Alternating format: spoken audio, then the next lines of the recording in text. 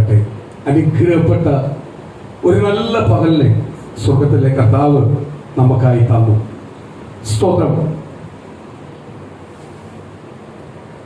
കർത്താവിന്റെ സന്നിധിയിൽ ഏതു വിഷയത്തിൽ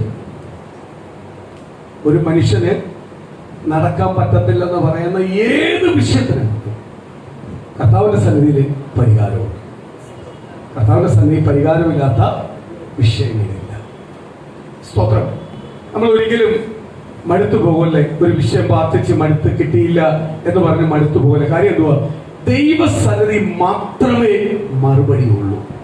അതാണ് ദൈവം ആദ്യം നമ്മളെ പഠിപ്പിക്കുന്നത്. എന്ന് പറഞ്ഞാൽ ഇന്ന് കേട്ട ദൈവത്തിന്റെ വചനത്തിനകത്ത് പറഞ്ഞു, ഇത് പറഞ്ഞു, പിതാവിനോട് അമികലലിയ പുത്രനെ അപേക്ഷിച്ചാൽ നടത്തിത്തരും. അപ്പൊ പിതാവിനോട് പുത്രനെ അപേക്ഷിക്കണമെങ്കിൽ പുത്രൻ നമ്മളുമായിട്ട് എന്തെങ്കിലും ഉണ്ടാവണം, നല്ലൊരു ബന്ധം ഉണ്ടാവണം. പിതാവുമായിട്ടല്ല നമുക്ക് ബന്ധം. ആരുമായിട്ടാ ബന്ധം? പുത്രനുമായിട്ടാ ബന്ധം. പുത്രന്റെ ശരീരം തകർത്ത് ജീവൻ കൊടുത്ത് നമ്മളെ വീണ്ടെടുത്ത് പുത്രന്റെ മണവാട്ടിയായിട്ടാണ് നമ്മളെ നിർത്തിയിരിക്കുന്നത്. അപ്പൊ പുത്രനാണ് പിതാവിനോട് സംസാരിക്കുന്നത്. അപ്പൊ പുത്രൻ പിതാവിനോട് സംസാരിച്ചാൽ ഏത് വിഷയത്തിനകത്തും പിതാവിന്റെയും പരിഹാരം എടുക്കും. അപ്പോഴ് കർത്താവ് നമുക്ക് വേണ്ടി സംസാരിക്കണമെങ്കിൽ ആദ്യം കർത്താവ് നമ്മളുമായിട്ട് എന്ത് ചെയ്യണം? ഒരു നല്ല ബന്ധം ഉണ്ടാവും. നല്ല ബന്ധം ഉണ്ടാവും. ഉണ്ടെങ്കിൽ കർത്താവ് പുത്രനോട് ചോദിക്കുന്ന വിഷയങ്ങൾ പുത്രനാണ് നമുക്ക് എന്ത് ചെയ്യുന്നത്? മധ്യസ്ഥ നിൽക്കുന്നത്. വേറെ മനുഷ്യരൊന്നും അല്ല മധ്യസ്ഥ നിൽക്കുന്നത്. പുണ്യാളന്മാരൊന്നും അല്ല മധ്യസ്ഥ നിൽക്കുന്നത്. കർത്താവ് യേശുവിനാണ് നമുക്ക് മധ്യസ്ഥ നിൽക്കുന്നത്. യേശുവിനാ. പിതാവിന്റെ ഒരു കാര്യമുണ്ട്. പിതാവിന് പെട്ടെന്ന് കോപം വരും. അപ്പൊ യേശുവിനെ വലത്ത് ഭാഗത്തിരുന്നോണ്ട് പറയണേ, അയ്യോ ഒന്നും ചെയ്യല്ലേ, അവനെ ഞാൻ രക്തം കൊടുത്ത് വാങ്ങിയത്, അവരൊരു അവസരം കൊടുക്കണം. അവിടെ കൃപ അങ്ങോട്ട് വെളിപ്പെടാൻ തുടങ്ങും. യേശുവിനെ അങ്ങോട്ട് ഇരുന്നോണ്ട് പിതാവിനോട് പറയും, അപ്പച്ച ഒന്നും ചെയ്യല്ലേ അപ്പച്ച പ്ലീസ്, ഞാൻ അവനെ രക്തം കൊടുത്ത് വാങ്ങിയത്, ഒരു അവസരവും അവര് കൊടുക്കും. ഇങ്ങനെ പക്ഷപാതം നമുക്ക് വേണ്ടി ചെയ്യുന്നോണ്ടാ പല കാര്യത്തിനകത്തും ആര് രക്ഷപ്പെട്ടു പോകുന്നത്? നമ്മൾ രക്ഷപ്പെട്ടു പോകും. നമ്മളെ മിടുക്കല്ല.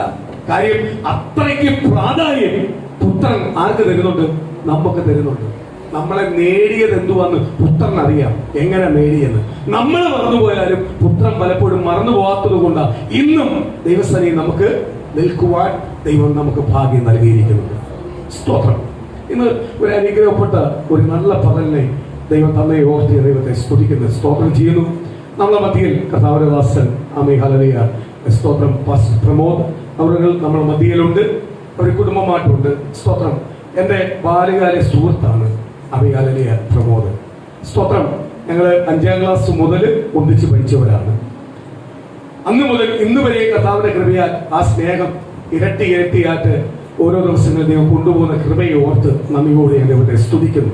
5ാം ക്ലാസ്സിൽ എൻ്റെ കൂടെ പഠിച്ചെന്നുള്ളതിലല്ല എനിക്ക് സന്തോഷം, യേശുക്രിസ്തുവിന്റെ വേല ചെയ്യുന്നതിൽ എനിക്ക് സന്തോഷം. എന്ന് പറഞ്ഞാൽ ആ വേലക്കകത്ത് എന്നോടൊപ്പം ഹല്ലേലൂയ സ്തോത്രം വേറെ നാട്ടിൽ ദൈവം നിർത്തിയിരിക്കുന്ന ദൈവത്തിന്റെ വലിയ കൃപയെ ഓർത്ത് ഞാൻ ദൈവത്തെ സ്തുതിക്കുന്നു. കർത്താവിന്റെ വേലയ്ക്കായി അവരെ വിളിച്ച് ഓർത്ത് ദൈവത്തെ സ്തുതിക്കുന്നു. സ്തോത്രം. അവരെ കുറിച്ച് എനിക്ക് 2-3 വാക്കുകൾ സ്തോത്രം എപ്പോഴും എനിക്ക് പറഞ്ഞാലും തീരത്തില്ല. എന്ന് പറഞ്ഞാൽ അത്രയ്ക്കൊരു നല്ല സാക്ഷ്യം അവരുടെ ജീവിതത്തിലാണ് പോകുന്നത്. സ്തോത്രം. വീണസ് പ്രമോദ് പാസ്റ്ററിന്റെ വൈഫ് വീണസ് ദുബൈയില് ഒരു നല്ല ഹോസ്പിറ്റലിൽ സ്തോത്രം നേഴ്സായിട്ട് ജോലി ചെയ്തതാ. അപ്പോഴറിയാം എന്തുവാ സാലറി എന്തുവെന്നറിയാം. ഏറ്റവും നല്ലൊരു സാലറി വയ്ക്കാത്ത നല്ല ജോലി, നല്ല അല്ലെങ്കിൽ ഫീച്ചറോടെ അല്ലെങ്കിൽ നല്ലൊരു ഭാവിയോടെ ലോകപരമായി നോക്കിയാൽ ലോക മനുഷ്യന്റെ പോയിന്റ് നോക്കിയാൽ നല്ല ഭാവിയോടെ നല്ല ജോലി കിട്ടി നല്ല ജോലി ചെയ്ത് അതിന്റെ സന്തോഷം അനുഭവിച്ചുകൊണ്ടിരിക്കുന്ന വ്യക്തിയായിരുന്നു ആര്? വീണസ്. അതേപോലെ തന്നെ ഫാർമസിക്കകത്ത് നല്ല ജോലി ചെയ്തുകൊണ്ടിരിക്കുന്ന വ്യക്തിയായിരുന്നു ഇന്നത്തെ കർത്താവിന്റെ ദാസന പ്രമോദ് പാസ്റ്റർ. ഈ 2 പേരും കർത്താവിന്റെ വിളി കേട്ടപ്പോൾ അവരെ പാരമ്പര്യമായിട്ട് പെന്തിക്കോസ്തിനകത്ത് ജനിച്ചു വളർന്നതൊന്നുമല്ല, അവര് ഹിന്ദു മതത്തിനകത്ത് ജനിച്ചു വളർന്നവരാണ്. സ്തോത്രം. ഹിന്ദു മതത്തിനകത്ത് ജനിച്ചു വളർന്നവരാണ്. കർത്താവിന്റെ വിളി കേട്ടപ്പോൾ 2 പേരും ആ ജോലി റിസൈൻ ചെയ്തു. അവർക്ക് മാസം കിട്ടുന്ന സാലറി ഒന്നും ഞാൻ പറയുന്നില്ല, ആ സാലറി എത്തിക്കുന്ന സാലറിയാ. അതിനെ എന്ത് ചെയ്തു? അവർ യേശുവിന്റെ ഫ്രണ്ടിൽ ചപ്പും ചവറുമായിട്ട് കണ്ടിട്ട് അതിനെ റിസൈൻ ചെയ്തിട്ട് നോർത്ത് ഇന്ത്യയിൽ ബീഹാറിൽ പോയി ജനിച്ചിട്ട് അല്ലെങ്കിൽ അവർക്ക് അറിയാത്ത ഭാഷയുള്ള സ്ഥലത്ത് അവർ ജനിച്ചു വളരാത്ത സ്ഥലത്ത് അവർ പോയി കർത്താവിന്റെ വേലയ്ക്ക് ഇറങ്ങി തിരിച്ചു. അതിനകത്ത് ബാക്കി അവർ പറയും സ്തോത്രം. ദൈവം അവരോട് പറയുന്നെങ്കിൽ പറയും സ്തോത്രം. അവിടെ അനുഭവിക്കുന്ന പ്രതികൂലം പ്രയാസമല്ല അവർ പറയും. ആ പ്രതികൂലത്തിന്റെ മധ്യയിലും അവർ ഉപേക്ഷിച്ച് വന്നതെല്ലാം ചപ്പും ചവറുമായിട്ടാണ് ഇന്നും അവർ കണ്ടേക്കുന്നത്. അല്ലാതെ അയ്യോ ഞാൻ കർത്താവിന് വേണ്ടി ഇന്നതെല്ലാം ഉപേക്ഷിച്ചല്ലോ. ചിലർ പറയുമല്ലോ എനിക്ക് ഇന്ന ജോലിയായിരുന്നു, ഞാൻ ഇന്ന ജോലി ഉപേക്ഷിച്ചു. അങ്ങനൊന്നും അവർ പറയുന്നില്ല, ഞാൻ കേട്ടിട്ടില്ല. സ്തോത്രം. കാര്യം ആ ജോലിയെല്ലാം അവർ ചപ്പും ചവറുമായിട്ട് കണ്ടിട്ട് ഒരിക്കലും ആ നഷ്ടപ്പെട്ടു പോയതിനെല്ലാം അവർ ലാഭമായിട്ട് കാണുന്നു. എന്തിന്? കർത്താവിന്റെ വേലയ്ക്കകത്ത് നിൽക്കുന്നത് അവർക്ക് ഏറ്റവും വലിയ ലാഭമായിട്ട് കാണും. ഇങ്ങനെ സാക്ഷ്യമുള്ള ദൈവമക്കളെല്ലാം ഇന്ന് സഭയ്ക്കകത്ത് പെന്തിക്കോസ്തിനകത്ത് കുറഞ്ഞുകൊണ്ടിരിക്കുക. പെന്തിക്കോസ്തിനകത്ത് വരുന്നതേ എന്തിനു വേണ്ടിയാ? ലാഭത്തിന് വേണ്ടി. കൈ നനയാതെ മീൻ പിടിക്കാൻ വേണ്ടിയാ വരുന്നത്. ആ കാലത്ത് കൈ നനഞ്ഞ് മീൻ പിടിക്കാൻ ഇറങ്ങിയവരവര് കഷ്ടപ്പെട്ട് ദൈവത്തിന്റെ വേലയ്ക്ക് വേണ്ടി ഇറങ്ങിയത്. അവരെ ഓർത്ത് നന്ദിയോട് ദൈവത്തെ സ്തുതിക്കുന്നു. കൂടെ അമികാലിലെ പ്രിയ മോള് വന്നിട്ടുണ്ട്. അവർ 3 പേര് കുടുംബമായിട്ട് വന്നതാണ്. സ്തോത്രം. അവരെ നാട്ടിൽ വന്നു. സ്തോത്രം. കഴിഞ്ഞ ദിവസം ഞങ്ങൾക്ക് കാണുവാൻ കഴിഞ്ഞു, സംസാരിക്കാൻ കഴിഞ്ഞു. ഇന്ന് ദൈവം നമ്മളെ മധ്യയിൽ അവരെ കൊണ്ടുവന്നിരിക്കുന്ന ഒരു വലിയ ദൈവത്തിന്റെ ഉദ്ദേശത്തിന്, പദ്ധതിക്ക് വേണ്ടി. അത് വിശ്വസിക്കുന്നവരൊന്ന് കരങ്ങളിൽ ദൈവത്തെ സ്തുതിച്ചേക്കും. നിശ്ചയമായി ഇന്ന് ഈ സഭയ്ക്കകത്ത് വന്നത് അവർക്ക് അനുഗ്രഹവും, അവർ ഈ സഭയ്ക്കകത്ത് വന്നത് നമുക്ക് ഒരു അനുഗ്രഹവുമായി. സ്തോത്രം. ഇന്ന് പ്രിയ ദൈവമക്കളെ, അടുത്ത സാക്ഷികൾ പറയാനുണ്ട്. ആ സാക്ഷ്യത്തിന്റെ വാക്കൊന്നും അവരോട് ചോദിക്കാതെ എനിക്ക് ഉപയോഗിക്കാൻ പറ്റാത്തതുകൊണ്ടാണ് ഞാൻ പറയാത്തത്. സ്തോത്രം. അവർക്ക് വീടിനകത്ത് സ്തോത്രം, ഈ നാട്ടില് സ്തോത്രം, അവർക്ക് സ്വന്തം വീടുണ്ട്, വീട് വെച്ചിട്ടുണ്ട്. അവരുടെ സ്വത്തൊന്നും അല്ലാതെ അവരായിട്ട് ദൈവം അവരെ കൊണ്ട് ഒരു വീട് വെപ്പിച്ചിട്ടുണ്ട്. സ്തോത്രം. ഇന്ന് ഞാൻ ഓർക്കുക, നാട്ടിൽ ഇതെല്ലാം ഉണ്ടായാലും നാട്ടിൽ ഇവരുടെ കൂടെ ഇവരുടെ കുടുംബത്തിന് ആരും കൈതാങ്ങായില്ല, കർത്താവിന്റെ സന്നിധിയില്ല. സ്തോത്രം. ഇന്ന് സ്തോത്രം, കൊല്ലം ജില്ലക്കകത്ത് അല്ലെങ്കിൽ കൊട്ടാരക്കരയ്ക്കകത്ത് ഏറ്റവും ഫേമസ് ആയിട്ട് നിൽക്കുന്ന BJP നേതാവിന്റെ പെങ്ങളാണ് വീണസിസ്റ്റർ. സ്തോത്രം. അനീഷ് എന്ന് പറയും. സ്തോത്രം. നിങ്ങൾ യൂട്യൂബിനകത്തെല്ലാം നോക്കി അനീഷിനെ കാണാം. BJPക്ക് വേണ്ടി ഏറ്റവും ഫ്രണ്ട് നിൽക്കുന്നത്. അത്രയ്ക്ക് എതിർപ്പ് ഭവനത്തിനകത്തുണ്ട്. അതൊന്നും അവർ വകവെക്കുന്നില്ല. സ്തോത്രം. ജോലി രാജിവെക്കാൻ അത് ഉപകരിച്ചില്ല, വീട്ടുകാരെ എടുത്ത് ചോദിച്ചില്ല. അല്ലാതെ ജോലി രാജിവെക്കുന്ന മുമ്പേ അപ്പനും അമ്മയോട് നിന്ന് അയ്യോ ഞങ്ങൾ ജോലി രാജിവെച്ച് കർത്താവിന്റെ വേല ചെയ്യാനൊന്നും അവർ തീരുമാനിച്ചില്ല. അവർക്ക് ദൈവം വെളിപ്പാട് കൊടുത്തു, ദർശനം കൊടുത്തു. അന്ന് എന്ത് ചെയ്തു? അവരെ വിട്ടുവന്നു. സ്തോത്രം. ഞാൻ ഓർക്കുക, BJPയുടെ ഏറ്റവും വലിയ നേതാവായിട്ട് അനീഷ് കൊട്ടാരക്കര നിൽക്കുമ്പോൾ പലപ്പോഴും ഞാൻ കടന്നു പോകുമ്പോൾ അനീഷിനെ കാണുമ്പോൾ സ്തോത്രം, ഞാൻ മനസ്സിൽ ഓർക്കാറുണ്ട്, ഏറ്റവും കൂടുതലായിട്ട് ബൈബിൾ എടുത്തുകൊണ്ട് പുറത്തു വരുന്ന ദിവസം വരും എന്ന് പറഞ്ഞാൽ അന്നാണ് ഇവരുടെ പ്രാർത്ഥന യഥാർത്ഥമായി കുടുംബത്തിനകത്ത് വെളിപ്പെടാൻ പോകുന്നത്. സ്തോത്രം. ഞാൻ പ്രാർത്ഥിക്കുന്നത് സ്തോത്രം, ഇന്ന് ദേശത്ത് നിന്ന് BJPയെ കുറിച്ച് പറയുമ്പോഴും ക്രിസ്തുനാമത്തെ എതിർത്ത് സംസാരിക്കുമ്പോഴും ഞാൻ പലപ്പോഴും ഓർക്കാറുണ്ട്, ഈ ബൈബിൾ എടുത്ത് എന്നായിരിക്കും അനീഷ് പുറത്തു വരുന്നത്. ദൈവം വേഗത്തിൽ കൊണ്ടുവരാൻ വേണ്ടി ഞാൻ പ്രാർത്ഥിച്ചുകൊണ്ടിരിക്കുക. സ്തോത്രം. ദൈവത്തെ അറിയുവാൻ കാര്യം എന്തുവാ? ഇവരുടെ കണ്ണുനീരിനെല്ലാം വിതച്ച വിത്ത് മുളച്ച് അത് കൊയ്യുന്ന ദിവസം അന്നായിരിക്കും കൊണ്ടുവരും. സ്തോത്രം. വീണസിന്റെ അമ്മ വിശ്വാസത്തിലാണ്. സ്തോത്രം. പുറത്ത് ആരാധനയ്ക്കൊന്നും പോകാൻ സമ്മതിക്കാത്തതുകൊണ്ടാണ് പുറത്തോട്ട് വരാത്തത്. വിശ്വാസത്തിൽ തന്നെയാണ്. ദൈവം അവരെ അനുഗ്രഹിക്കട്ടെ. സ്തോത്രം. അനീഷ് പോകുമ്പോഴും ഞാൻ അനീഷ് ചെയ്ത എതിർപ്പെല്ലാം ഉണ്ടെന്ന് പറഞ്ഞാലും ഞാനെല്ലാം ഭവനത്തിൽ ചെന്ന് പ്രാർത്ഥിക്കുമ്പോൾ എന്നോടൊന്നും പറഞ്ഞിട്ടില്ല. സ്തോത്രം. ഒന്നും പറഞ്ഞിട്ടില്ല. അവർ മാറി നിന്നിട്ടേ ഉള്ളൂ. പ്രൈസ്. പക്ഷെ പലപ്പോഴും ഞങ്ങൾ നമ്മൾ റോഡിൽ വെച്ച് കാണുമ്പോഴും ഞാൻ പലപ്പോഴും ഓർക്കാറുണ്ട്, ബൈബിൾ എടുത്തുകൊണ്ട് വരും. സ്തോത്രം. ഇന്നല്ലെങ്കിൽ നാളെ ബൈബിൾ എടുത്തുകൊണ്ട് കൊണ്ടുവരും. കാര്യം എന്തുവാ? ഒരു കണ്ണുനീര് പോലും നഷ്ടമാക്കാൻ ആരും സംഭവിക്കത്തില്ല. കണ്ണുനീരിൽ വിതച്ചിട്ടുണ്ടെങ്കിൽ ആർപ്പോട് കൊയ്യുന്നൊരു ദിവസമുണ്ട്. അവർ ആ ഭവനത്തിനകത്ത് ഞെരുക്കത്തിൽ ആ കണ്ണുനീരോട് അവർ കരയുമ്പോൾ ഒരു ഭവനത്തിനകത്തുനിന്ന് ഒരാൾ വരുന്നത് ഭയങ്കര ധൈര്യമാണ്, ഒരു ബലമാണ്, നമുക്ക് വലിയൊരു ബലമാണ്. അപ്പോഴ് അവര് വരാത്ത കാലത്തോളം അവർക്ക് വേണ്ടി ഒഴുക്കുന്ന കണ്ണുനീരെല്ലാം എന്ത് ചെയ്യും? ആർപ്പോട് കൊയ്യുന്ന ഒരു ദിവസം വരും. സ്തോത്രം. അതുപോലെ സ്തോത്രം, ഗീതാന്റിയുടെ ഇളയമൂലും BJP നേതാവാണ്. സ്തോത്രം. ശക്തമായിട്ട് നിൽക്കുന്ന BJP നേതാവാണ്. പ്രൈസലോ. അവിടെ നിന്ന് അമ്മ സ്തോത്രം സ്വർണ്ണവും ഊരി എല്ലാം ഊരി അമ്മ വരുമ്പോൾ ഒരുപാട് എതിർപ്പുകളുണ്ട്. പക്ഷെ ഇപ്പൊ എതിർത്തിട്ടൊന്നും അവർക്ക് മനസ്സിലായി നടക്കത്തില്ല. ഇപ്പൊ അവർക്ക് വിശ്വാസമാണ്. അമ്മ പ്രാർത്ഥിക്കുന്ന പ്രാർത്ഥനയിൽ വിശ്വാസമാണ്. കാര്യം എന്തുവാ? ഒരു വില കൊടുത്തപ്പോഴാ ഇതെല്ലാം എന്ത് ചെയ്യുന്നത്? പ്രതിഫലമായി. അല്ലാതെ അവരെ പേടിച്ചിരുന്നായിരുന്നെങ്കിൽ കർത്താവിന്റെ നാമം ഉയരൂ. കർത്താവിന്റെ നാമം ഉയരണമെങ്കിൽ എന്ത് ചെയ്യണം? നമ്മൾ വില കൊടുക്കണം, ചില കണ്ണുനീര് ഒഴിക്കണം, ചില നിന്ന അനുഭവിക്കണം, മുൻവിധികൾ കേൾക്കണം. അപ്പോഴാണ് ആരനുഗ്രഹിക്കുന്നത്? കർത്താവ് അനുഗ്രഹിക്കുന്നത്. സ്തോത്രം. ദൈവം നമ്മളെ അനുഗ്രഹിക്കട്ടെ. ശുശ്രൂഷയ്ക്കായി കർത്താവിന്റെ ദാസനെ ക്ഷണിച്ചുകൊണ്ട് ഞാൻ ഇരിക്കുന്നു. കർത്താവിന്റെ ദാസനെ ദൈവം ഇരട്ടിയായി ബലപ്പെടുത്തട്ടെ. എല്ലാവർക്കും പ്രാർത്ഥനയായിട്ടിരിക്കാം. ദൈവം നമ്മളെ അനുഗ്രഹിക്കുന്നു. സ്തോത്രം.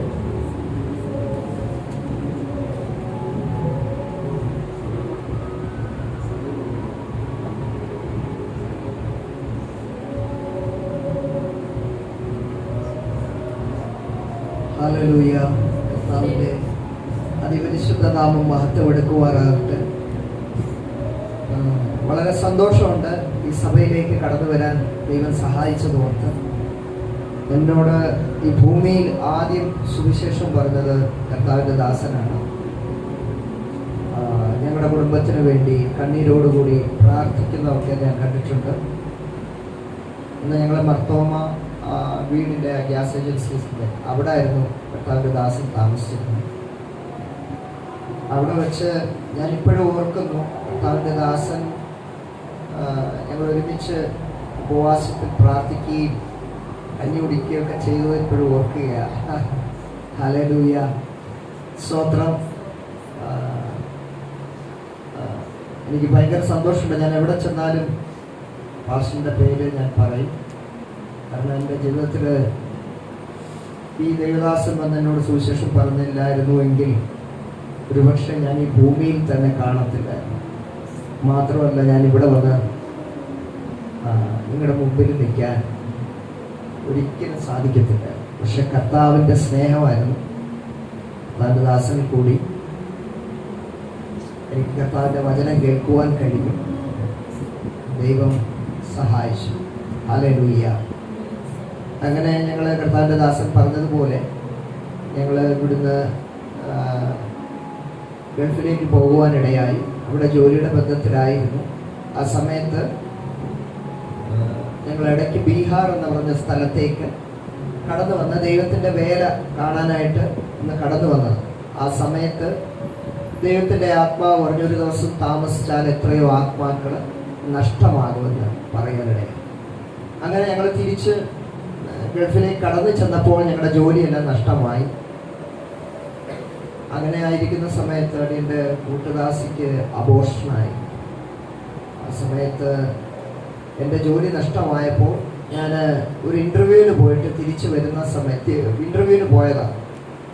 പോയ സമയത്ത് എൻ്റെ കൂട്ടുദാസി ഫോൺ വിളിച്ച് പറഞ്ഞു, പെട്ടെന്ന് കടന്നു വരണം, വരാൻ പറ്റുമെങ്കിലൊന്ന് വരാമോ എന്ന് ചോദിച്ചു. അങ്ങനെ ഞാൻ പെട്ടെന്ന് തിരിച്ച് വരുന്ന സമയത്ത് കണ്ടത് അതിൻ്റെ കൂട്ടുദാസി ബാത്റൂമിൽ മുഴുവനും ബ്ലീഡിങ് ആയി നിരങ്ങി ഈ കട്ടിലിൻ്റെ അടുത്തോട്ട് വന്ന് ഇരിക്കുകയോ നിരങ്ങിയാണ്. ബ്ലഡ് മൊത്തം അവിടെ കിടക്കുക. ആ സമയത്ത് എൻ്റെ ജോലി ഇല്ലാത്തതുകൊണ്ട് അധികം പൈസ ഇല്ല ഹോസ്പിറ്റലിൽ പോകാൻ, നല്ല ചിലവാണ്. അതിൻ്റെ കൂട്ടുദാസി ലീവായതുകൊണ്ട് ഇവിടെ ഇൻഷുറൻസ് ഇതിന് കിട്ടത്തില്ല. ഭയങ്കര ചിലവായതുകൊണ്ട് ഞങ്ങൾ അവിടെ ഇരുന്നു, ആരോടും ചോദിച്ചില്ല. അതിൻ്റെ കൂട്ടുദാസി പറഞ്ഞ് പ്രാർത്ഥിച്ചാൽ മതി, നമുക്ക് പ്രാർത്ഥിക്കാം. അവിടെ ഇരുന്ന് പ്രാർത്ഥിച്ചപ്പോഴാണ് എൻ്റെ കൂട്ടുദാസി കുറച്ച് സമയം മയങ്ങുവാനിടയായി. ആ സമയത്ത് കർത്താവ് ഒരു പേര് കാണിച്ചു, IVA എന്ന് പറഞ്ഞൊരു പേര്, ഇവ എന്ന പേര് കാണിച്ചു. വെള്ള അക്ഷരത്തിൽ ഇങ്ങനെ എഴുതി കാണിച്ചു. അപ്പോൾ അത് കഴിഞ്ഞ് എണീറ്റ് കൂട്ടുദാസി എൻ്റെ അടുത്ത് പറഞ്ഞ് ഇങ്ങനെ ഒരു ദർശനം കണ്ടു, അറിയത്തില്ല എന്തുവാ. അങ്ങനെ 5 പ്രാവശ്യം അബോർഷനായി. അത് കഴിഞ്ഞതിന് ശേഷം കർത്താവ് ഞങ്ങൾക്കൊരു കുഞ്ഞിനെ തന്നു. ആ കൊച്ചാണ് ഇവ. അപ്പം ആ കുഞ്ഞിൻ്റെ പേര് എസ്തേർ എന്നാണ് ഞങ്ങളെ ഇട്ടത്. ദൈവത്തിൻ്റെ ആത്മാവ് ഞങ്ങളോട് പറഞ്ഞു, ഇവ എസ്തേർ എന്ന് ഇടണമെന്ന് പറഞ്ഞു. ഇവാദ് ആണ് ദൈവം കാണിച്ചത്. അതിൻ്റെ Hebrew meaning the gift from God, ദൈവത്തിൻ്റെ ദാനം.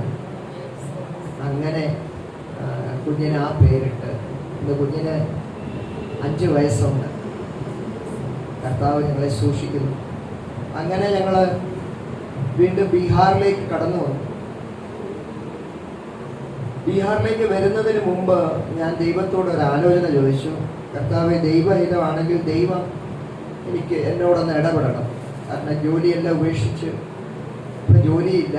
ഇപ്പം വീണ്ടും ജോലിക്ക് വേണ്ടി ശ്രമിച്ചുകൊണ്ടിരിക്കുന്നു. എന്ത് ചെയ്യണമെന്ന് അറിയത്തില്ല. അതിൻ്റെ ഇടയ്ക്ക് ഒരു ജോലിയും കിട്ടി. പക്ഷേ ഇങ്ങനെ ദൈവം ഇങ്ങനെ ഓർമ്മിപ്പിച്ചുകൊണ്ടിരിക്കുക. ആ സമയത്ത് ഞാൻ ദൈവത്തോട് പറഞ്ഞത്, ദൈവത്തിൻ്റെ പരിശുദ്ധാത്മാവ് ഇന്ന സ്ഥലത്തേക്ക് പോകണമെന്ന് ഏതെങ്കിലും ദൈവദാസനോടുകൂടി എന്നോട് സംസാരിച്ചാൽ ഞാൻ പോകാൻ തയ്യാറാണെന്ന് പറയാനിടയാണ്.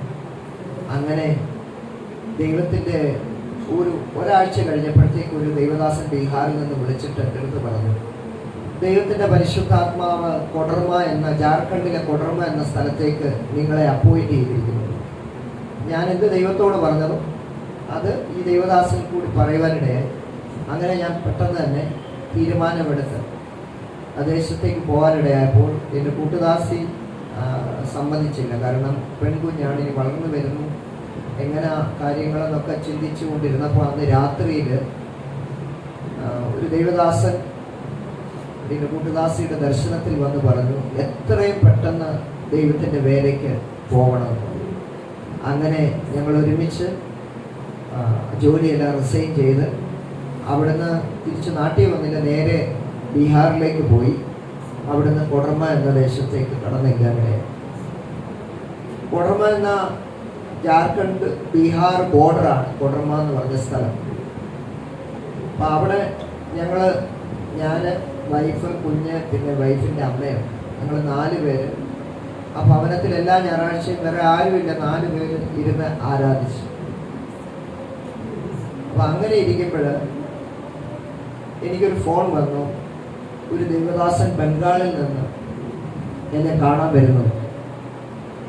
അപ്പോൾ ആ ദൈവദാസൻ എങ്ങനെയോ എൻ്റെ നമ്പർ കിട്ടി. ദൈവത്തിൻ്റെ ആത്മാവ് പുള്ളിയോട് സംസാരിച്ച് ആ ദൈവദാസൻ അവിടെ കടന്നു വരുവാനിടയായി. അങ്ങനെ ഞങ്ങളുടെ അടുത്ത് വന്നിട്ട് ആ ദേവദാസൻ ഉപവാസത്തോടാണ് കടന്നു വന്നത്. വെള്ളം മാത്രം കുടിച്ച് 4 ദിവസം എൻ്റെ കൂടെ ഇരുന്നു. എന്നിട്ട് എൻ്റെ അടുത്ത് പറഞ്ഞു, നമുക്ക് ഇനി വെളിയിലോട്ട് പോയി ട്രാക്റ്റ് കൊടുക്കാമെന്ന്. അങ്ങനെ ട്രാക്റ്റ് എല്ലായിടത്തും കൊടുത്ത് തിരിച്ച് മടങ്ങി വന്നു. അത് കഴിഞ്ഞ് ദേവദാസൻ പറഞ്ഞു, ഇനി ഞാൻ കടന്നു പോവുക. ഞാൻ പറഞ്ഞു, ഉപവാസം ബ്രേക്ക് ചെയ്ത് ഭക്ഷണമൊക്കെ കഴിച്ചിട്ട് പോവാം. ഞാൻ പറഞ്ഞില്ല, ഞാൻ ദൈവസന്നിധിയിൽ ഒരു തീരുമാനമെടുത്തതാണ്, എനിക്കിങ്ങനെ തന്നെ പോയേ പറ്റൂ പറഞ്ഞ് തിരിച്ച് ബംഗാളിലേക്ക് പോകാനിടയായി. ആൽബർട്ട് എന്ന് പറഞ്ഞൊരു ദൈവദാസൻ. അത് കഴിഞ്ഞ് അടുത്ത ആഴ്ച മുതൽ കർത്താവ് ആളുകളെ സഭയിലേക്ക് കൊണ്ടുവരുവാൻ. ഞങ്ങളുടെ വീട്ടിൽ വെച്ച് തന്നെ ആരാധനയാണ്. വീട്ടിൽ ഇത്രയും വലിയ ഹാളല്ല, ഇതിലും ചെറിയൊരു ഹാളിൽ 2 ബെഡ്റൂമും വാഷ്റൂമും ഉള്ള ഒരു വീട്. അവിടെ വെച്ച് ആരാധന തുടങ്ങുവാനിടയായി. അങ്ങനെ ആളുകൾ കുറച്ച് പേര് വരാൻ തുടങ്ങി. അപ്പം ഞങ്ങളുടെ വീട്ടിൻ്റെ തൊട്ട് അപ്പുറത്ത് 8 വർഷമായിട്ട് മാനസിക നില തെറ്റിയ ഒരു സഹോദരി, 8 വർഷമായിട്ട് മാനസിക നില തെറ്റിയ ഒരു സഹോദരി. ആ സഹോദരിയുടെ ഹസ്ബൻഡ് അതിനെ ഉപേക്ഷിച്ചു പോയി. മാനസിക നില തെറ്റിയത് കൊണ്ട് ഉപേക്ഷിച്ചു. അപ്പോൾ 3 കുഞ്ഞുങ്ങൾ അവർക്ക് നഷ്ടമായി. അങ്ങനെ ഭയങ്കര ഉപദ്രവവും ആക്രമവുമായിരുന്നു ഈ സഹോദരി. ആര് വന്നാലും ഉപദ്രവിക്കും. അങ്ങനെ ഇരിക്കുന്ന സമയത്ത് അപ്പം ഞങ്ങൾ ഇവരെ കാണുന്നുണ്ട്, പക്ഷെ ഇവരെ ഓർത്ത് പ്രാർത്ഥിക്കുന്നൊന്നുമില്ല. ഞങ്ങളങ്ങനെ ഇരിക്കുന്ന സമയത്ത് ദൈവത്തിൻ്റെ ആത്മാവ് ഒരു ദിവസം പ്രാർത്ഥിക്കുന്ന സമയത്ത് പറഞ്ഞു, എൻ്റെ മകളാവള്, അവിടെ ദൈവങ്ങൾ അവളെ കൈവിട്ടു, അവിടെ കുടുംബക്കാര് കൈവിട്ട്, അവരെ ഗ്രാമക്കാരും കൈവിട്ടു, ആരും അവളെ നോക്കാനില്ല, നീ ചെന്ന് രക്ഷകനെ പറ്റി പറയണം. അങ്ങനെ അവിടെ കടന്നു ചെന്ന് ദൈവത്തിൻ്റെ സുവിശേഷം പറഞ്ഞപ്പോൾ ആ സഹോദരിയുടെ അമ്മ എൻ്റെ അടുത്ത് പറഞ്ഞ, നിങ്ങളെ ഈ മതപരിവർത്തനം നടത്താമെന്ന് നിങ്ങളുടെ അടുത്ത് ഞങ്ങൾ വരത്തില്ല എന്ന് പറയാനിടയായി. ഞാൻ തിരിച്ച് വീട്ടിൽ വന്നു പ്രാർത്ഥിച്ചു, കർത്താവേ ഇങ്ങനെ സംഭവിച്ചല്ലോ, അന്ന് പറഞ്ഞിട്ടാണല്ലോ ഞാൻ പോയതെന്ന്. 2ാമത്തെ ദിവസം ഈ സഹോദരി ഓടി ഞങ്ങളുടെ വീട്ടിലേക്ക് കടന്നു വരുവാനിടയായി.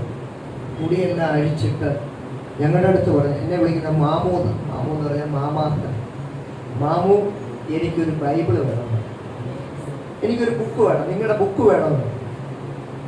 അങ്ങനെ ഇദ്ദേഹത്തിൻ്റെ പുറവിൽ അമ്മയുണ്ട്. അപ്പം അമ്മയുടെ അടുത്ത് പറഞ്ഞ്, നിങ്ങളുടെ മോള് സ്വമേധയാ വന്നതാ, ഇനി പറയരുത് മതപരിവർത്തനം ചെയ്തതാ, നിങ്ങളുടെ മോള് സ്വമേധയാ. അപ്പം അവർ പറഞ്ഞത്, 8 വർഷം കൊണ്ട് ഞങ്ങൾ പോകാത്ത ഹോസ്പിറ്റലുകളില്ല, ഞങ്ങൾ പോകാത്ത അമ്പലങ്ങളില്ല, ഞങ്ങൾ പോകാത്ത പുണ്യസ്ഥലങ്ങളില്ല. ഞങ്ങൾ പോയിടത്തെല്ലാം ഞങ്ങൾക്ക് പരാജയം. ഞങ്ങൾ മുസ്ലിങ്ങളുടെ അടുത്ത് പോയി, അവിടെയും രക്ഷയില്ല. ഞങ്ങൾക്ക് എങ്ങും രക്ഷയില്ല. 8 വർഷം കൊണ്ട് 13 ലക്ഷം രൂപ ഞങ്ങൾ ചെലവഴിച്ചു. മന്ത്രവാദം ചെയ്ത് മരുന്നിനും മന്ത്രത്തിനും വേണ്ടിയൊക്കെ ഇത്രയും ചെലവഴിച്ച് ആകെ വിഷമസ്ഥിതിയില്ല. അപ്പം അവസാനത്തെ ഒരു ശ്രമം കൂടെ ഞങ്ങൾ ശ്രമിക്കുകയാണ്. എന്തായാലും ഇവിടെ ഓടി നിങ്ങളുടെ ഇവിടെ അടുത്ത് വന്നതല്ലേ, അപ്പം ഇവിടെയും കൂടെ ശ്രമിക്കാം. ഞാൻ പറഞ്ഞ വിശ്വസിച്ചാൽ ദൈവത്തിൻ്റെ മഹത്വം നിങ്ങൾക്ക് കാണാൻ കഴിയും. ഇത് ഞങ്ങളൊന്നുമല്ല, കർത്താവ് ഇറങ്ങി പ്രവർത്തിച്ചെങ്കിലേ ഇത് ചെയ്യാൻ പറ്റും. ഇന്ന് വരെ ഒരു ഭൂതത്തെ പുറത്താക്കാൻ എനിക്കറിയത്തില്ല, എങ്ങനെ പ്രാർത്ഥിക്കണമെന്ന് അറിയത്തില്ല. ദൈവദാസനിൽ നിന്ന് പഠിച്ച പ്രാർത്ഥന മാത്രമേ എനിക്കറിയൂ. അപ്പം ഞങ്ങൾ അവിടെ ഇരുന്ന് പ്രാർത്ഥിക്കാൻ തുടങ്ങിയപ്പോൾ തന്നെ ഈ സ്ത്രീയുടെ ശരീരത്തിൽ നിന്ന് ഭൂതം ഇളവാൻ തുടങ്ങി. അങ്ങനെ 7 ഭൂതം ഈ സഹോദരിയുടെ ശരീരത്തിൽ നിന്ന് ഇറങ്ങിപ്പോയി. കർത്താവ് പൂർണ്ണ സൗഖ്യം കൊടുത്തു. അത് കഴിഞ്ഞ് സൗഖ്യമായി, ഒരുവിധം സൗഖ്യമായി വീട്ടിൽ ചെന്നു. രാത്രിയായപ്പോൾ എന്നെ വിളിച്ചു പറയുന്നു, നിങ്ങൾ പെട്ടെന്ന് വരണം, നിങ്ങൾ എന്തുവാ ചെയ്തത്? അവളിപ്പോൾ നാക്കിങ്ങനെ വെളിയിൽ പിടിച്ചിട്ട് കത്രിക വെച്ച് കട്ട് ചെയ്യാൻ ശ്രമിച്ചുകൊണ്ടിരിക്കുകയാണ്. എന്നിട്ട് കുപ്പി കടിച്ച് തിന്നുക. കടിച്ച് പൊട്ടിച്ചങ്ങ് ഇറക്കുക. അപ്പം എൻ്റെ അടുത്ത് ഞാനങ്ങ് പേടിച്ചു പോയി. നമ്മളെന്തോ ചെയ്യാൻ പറ്റും, വേറൊരു ദേശത്താണ്. അവർ പറയുന്നത് നിങ്ങൾ ഈ പരിപാടിയല്ല ഒപ്പിച്ചേച്ച് അവളിപ്പോൾ കുപ്പിവള തിന്നുക. അത് മാത്രമല്ല നാക്ക് ഇത് വെച്ചിട്ട് പറയും, ഇനിയിപ്പോൾ അവിടെ അടുത്ത പരിപാടി എന്ന് പറഞ്ഞാൽ മേളിൽ ചെന്ന് കറണ്ടിൽ കമ്പി പിടിച്ച് മരിക്കുമെന്നാണ് പറയുന്നത്. ഞാനിവിടെ വീണടുത്ത് പറഞ്ഞു, വീണ ഇവിടെ നിന്ന് പ്രാർത്ഥിക്കും, ഞാൻ എന്തായാലും പോയിട്ട് വരാം. രാത്രി ഞാൻ അവിടെ ചെന്നപ്പം കട്ടിലിൻ്റെ പുറത്ത് നിന്ന് നാക്കിങ്ങനെ വെച്ചിട്ട് കത്രിക വെച്ച് വെട്ടാനായിട്ട് ഇരിക്കുക. ഞാനൊന്നും ഓർത്തില്ല, നമ്മൾ യേശുവിൻ്റെ നാമത്തിൽ താഴെ ഇടാൻ പറഞ്ഞു. പെട്ടെന്ന് കത്രിക താഴെ വീണു. പേടിച്ച് താഴെ വീണാ അറിയത്തില്ല, എന്തായാലും കത്രിക താഴെ വീണ് പ്രാർത്ഥിച്ചു, മയങ്ങി കട്ടിലേക്ക് വീണു.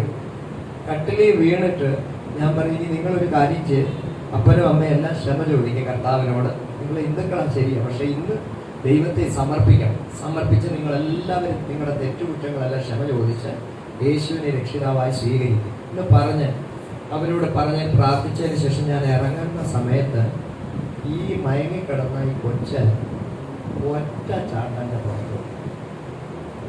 എങ്ങനെ ലോങ് ജമ്പിൽ പോലും ഇതുപോലൊരു ചാട്ടം ഞാൻ കണ്ടിട്ടില്ല. അതുപോലൊരു ചാടി ഓടുക. ഞാൻ പെട്ടെന്ന് ഇവരുടെ ആങ്ങളമാരോട് പറഞ്ഞു, പെട്ടെന്ന് പോയി പിടിക്കാൻ പറ്റും. ഇതിൻ്റെ ഉദ്ദേശം എന്ന് പറഞ്ഞാൽ കമ്പി പിടിച്ച് മരിക്കുക എന്നുള്ളതാണ്. പിശാച് ചെയ്യുന്നത്. പിശാച് പറഞ്ഞാൽ ഈ ഡിംപിൾ എന്നാണ് കൊച്ചിൻ്റെ കാര്യം. ഡിംപിളിനെ ഞാൻ കൊല്ലും, കുടുംബത്തെ മുഴുവനും ഞാൻ കൊല്ലുമെന്നാണ്. പിടിച്ച് വലിച്ച് കൊണ്ടുവന്ന് മുറിയിലിട്ട് പൂട്ടി. എന്നിട്ട് ഞാൻ പറയുന്നു, നിങ്ങൾ ഇവിടെ ഇരുന്ന് പ്രാർത്ഥിക്കും, ഒന്ന് ഉറങ്ങരുത്, ഇരുന്ന് പ്രാർത്ഥിച്ചോളാം. എന്നിട്ട് വീട്ടിൽ മടങ്ങി വന്ന് ഞാൻ പൊട്ടിക്കരഞ്ഞ് ദൈവത്തോട് പ്രാർത്ഥിച്ചു, കർത്താവെ നീ എന്നെ അയച്ചതാണ്. എനിക്കിതിൻ്റെ പരിപാടികളൊന്നും അറിയത്തില്ല, എനിക്കൊരു കാര്യം അറിയാം, പ്രാർത്ഥിക്കാനേ അറിയാം. ദൈവമേ അങ്ങ് തന്നെ പ്രവർത്തിക്കണം, അങ്ങയുടെ നാമം ഇവിടെ മഹത്വം എടുക്കണം, വേറെ ഒന്നും എനിക്കറിയത്തില്ല. എനിക്ക് ആരോട് ചോദിച്ചാൽ എങ്ങനെയാ ഇതിൻ്റെ കാര്യങ്ങളൊന്നും എനിക്കറിയത്തില്ല, ദൈവം തന്നെ പ്രവർത്തിക്കണമെന്ന് കരഞ്ഞ് ഞാനന്ന് ഉറങ്ങിയില്ല. രാവിലെ എനിക്ക് ഫോൺ കോൾ വരുന്നു, ആ കുഞ്ഞിനെ കർത്താവ് പൂർണ്ണ സൗഖ്യം.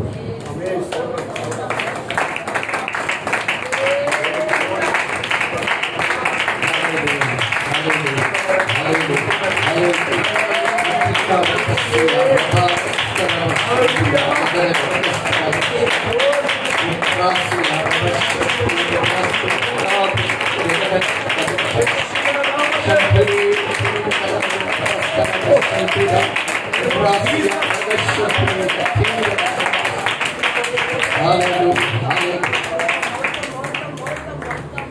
സഹോദരി അവരുടെ അമ്മയായിട്ട് കടന്നു വന്നിട്ട് അവര് പറഞ്ഞതാ,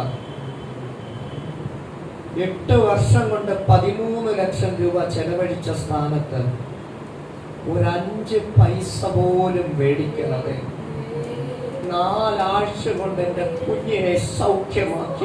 ദൈവമാനാ.